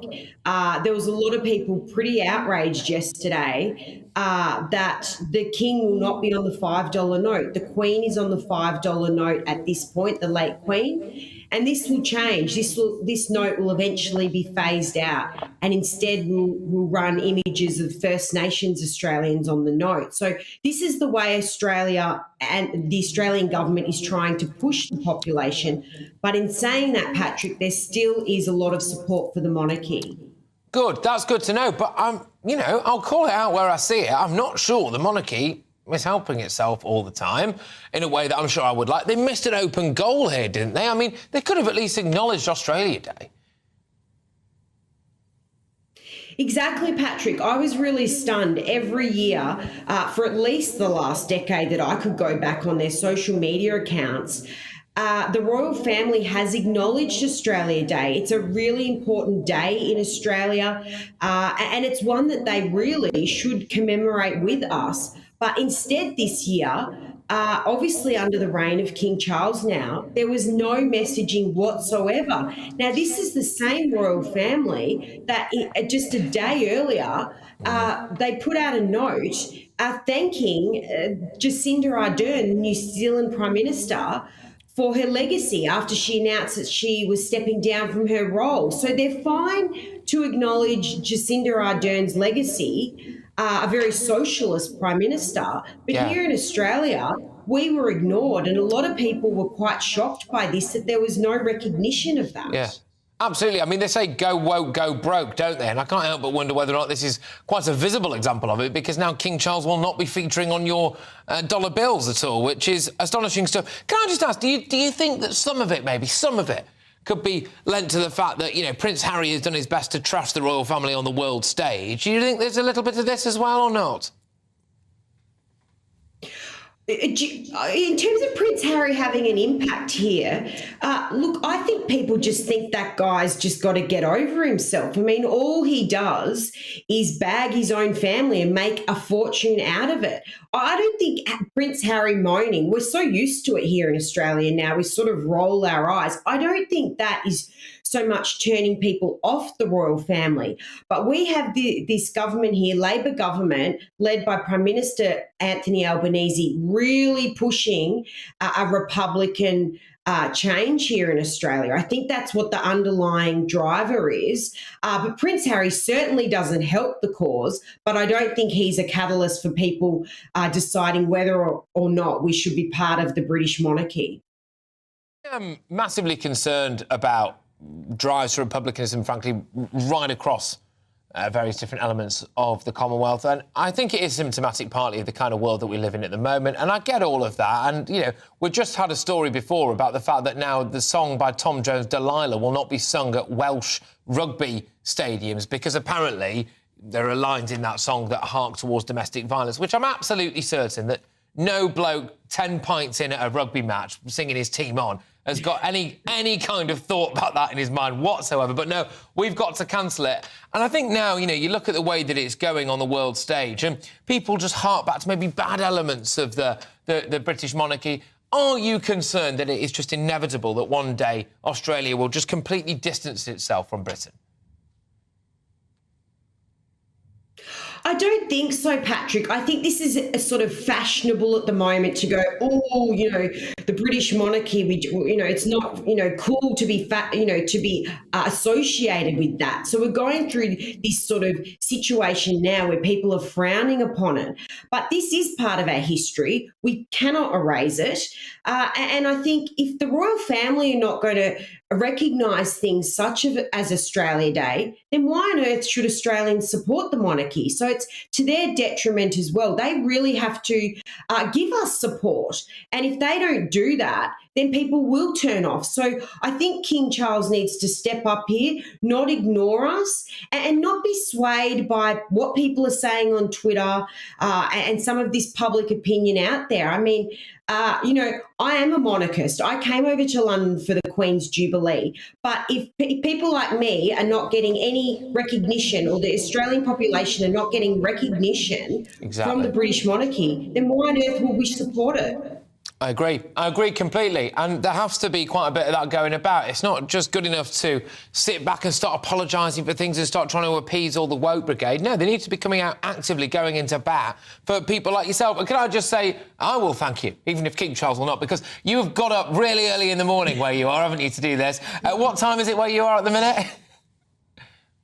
It's about 5 a.m, Patrick, so it's an early start to the day. Well, it is much appreciated. Thank you very, very much. Great to have you on the show, Sophie. That is Sophie Ellsworth there, the wonderful Sophie Ellsworth, who writes for the Australia, Sky News Australia. Pretty sound stuff. All right, OK, now we are going to be delving into the terrifying world of my inbox. Quite a few have been getting in touch with your thoughts on a variety of different things. I'll do the serious stuff and then I'll round off with some stuff that's light-hearted. This is very serious, though, because there was a fantastic investigation conducted by The Times that revealed that British Gas are routinely sending debt collectors to break into customers' homes and force these pay-as-you-go meters, basically. It ends up costing you more money.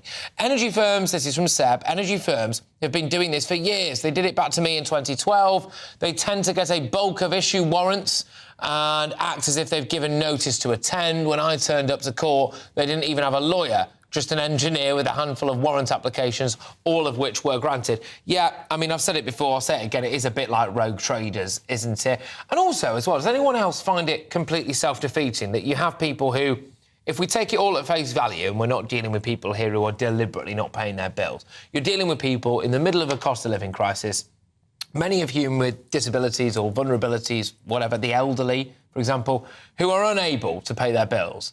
And then one day someone essentially breaks into their house and fits them with a much more expensive meter against their will. And if they want to change that meter, they have to pay to change it back. Completely self-defeating, isn't it? Who wins there? I find it really, really bizarre. Marie has been on. It's not just British Gas who've adopted this process. Other energy firms have done exactly the same to my daughter, who's a single mum and vulnerable. Disgraceful and abhorrent behaviours. Yeah, indeed. Look, it's not to diminish the fact that a lot of these massive companies must deal with people trying it on every single day. I bet every single time that they knock on someone's door who's genuinely not paying their bills, they've played one of the cards, don't they? Oh, you know, I didn't do this, I couldn't do this, I'm vulnerable. But actually, what we're seeing now, unquestionably, is people, Marie, like your daughter by the sound of it, who clearly are vulnerable, who clearly are in a desperate situation at the moment, as millions of people are, who are being hammered by these companies. And I just think it's completely morally unconscionable what's going on.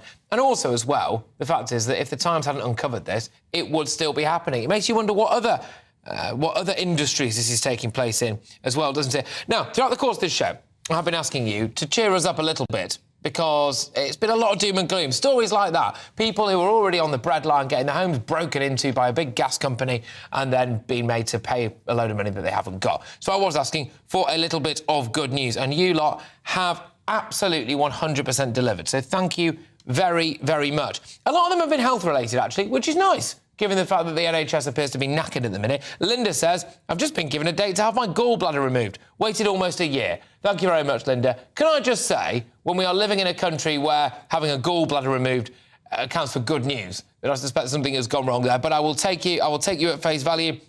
I like this one from Jake. Went to the bookies today, chucked a £5 in the bandier, walked out with 140 quid. Now, that's an inflation rate I like. Yes, thank you very much for everyone who's been getting in touch with this. And lots of reaction to the kind of woke watch stories that we've done so far today. Two of them that really stand out. First one is Delilah has now essentially been banned and outlawed and, you know, sneered at. So if you are watching a Welsh rugby match, I like this. For God's sake, what's going on? This is my karaoke song and I will carry on singing it, and that is from June. Yeah, seriously, the idea now that a load of boozed-up Welshmen at a rugby match are going to be told by someone who's in some kind of woke ivory tower that they can't sing what is tantamount to a national song. It's only going to make them sing it more and louder.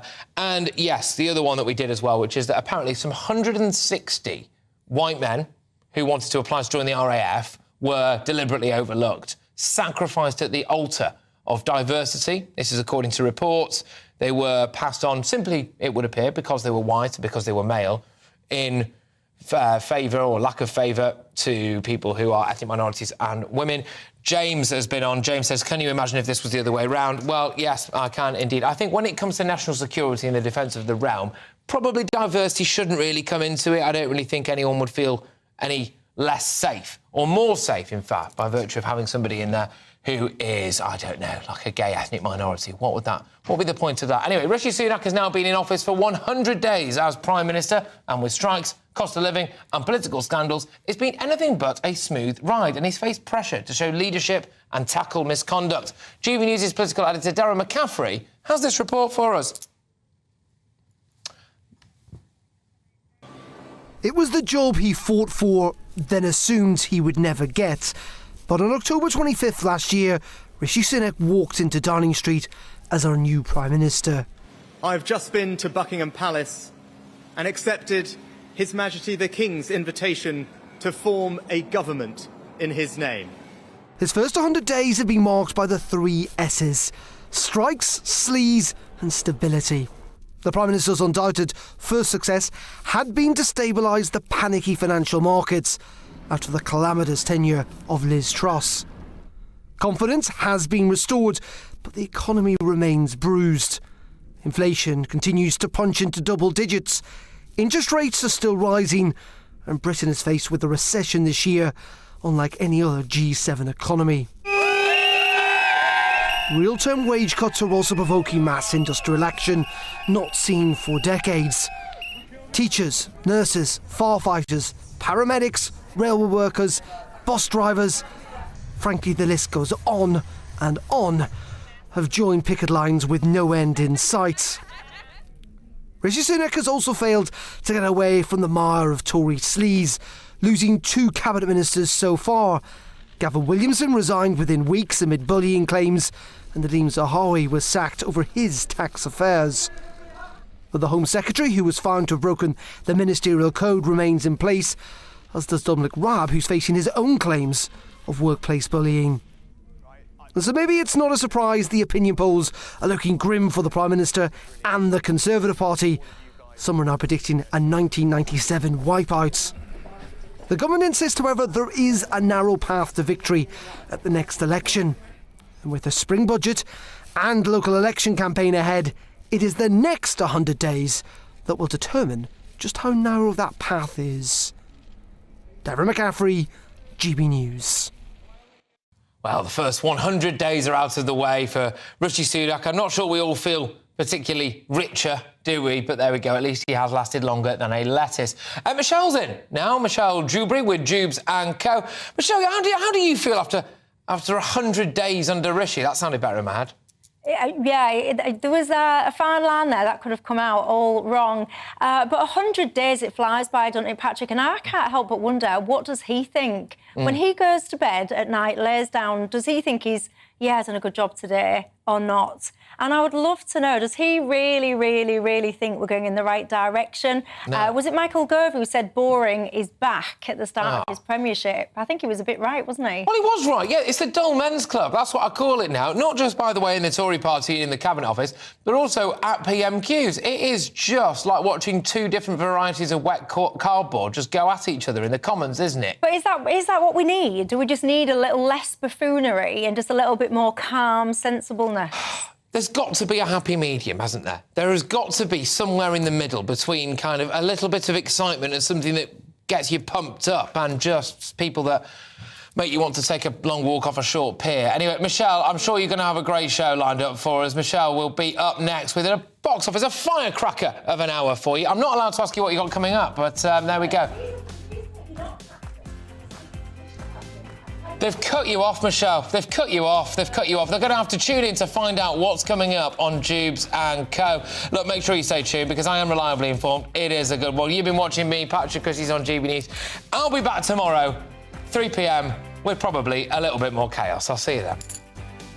Good evening, I'm Alex Deakin, and this is your latest weather update. Friday will be dry for the vast majority. Some cloud, but some sunny spells poking through, and a pretty mild day as well. The reason high pressure is anchored just to the south of us, but it's not completely dry at the moment, far from it. Of course, northern Scotland's been a very wet day thanks to these weather fronts. They are now edging south and will ease down as they do so, but they're also bringing gusty winds for the next few hours because eastern Scotland and northeast England very blustery.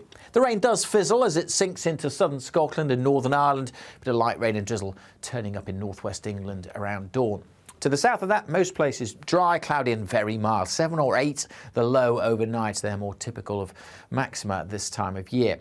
Friday's weather, then mostly cloudy with some rain early on over northwest England. Any early rain on the north coast of Northern Ireland should fizzle out, but another damp day in western Scotland, although the rain won't be as heavy as it has been through today, and it should ease off certainly by the afternoon along much of the west coast. Again, most of England and Wales dry. Quite a bit of cloud, but I'm hopeful for a few more breaks in the clouds. So some sunny spells, particularly eastern parts of Wales, southwest England, and it will be mild, 12, 13 degrees likely. As we go through Friday evening, again, most places just staying dry and cloudy. Some drizzle at times on western coast and hills, particularly the Highlands. But I say generally a dry start to the weekend. Still a lot of cloud around. And we will see another weather front, another band of rain coming into the northwest during Saturday morning. And that'll spread across Northern Ireland by lunchtime and then through the central parts of Scotland and into southern Scotland by the end of Saturday afternoon. Behind it, it turns a little brighter. For most of England and Wales, again, dry and cloudy. Some drizzle over the hills in the west and temperatures again above average, 11, 12, maybe 13 degrees Celsius. Look at the numbers for Sunday, though. We are going to see a dip in temperatures, turning cooler this weekend, but also plenty of sunshine on Sunday.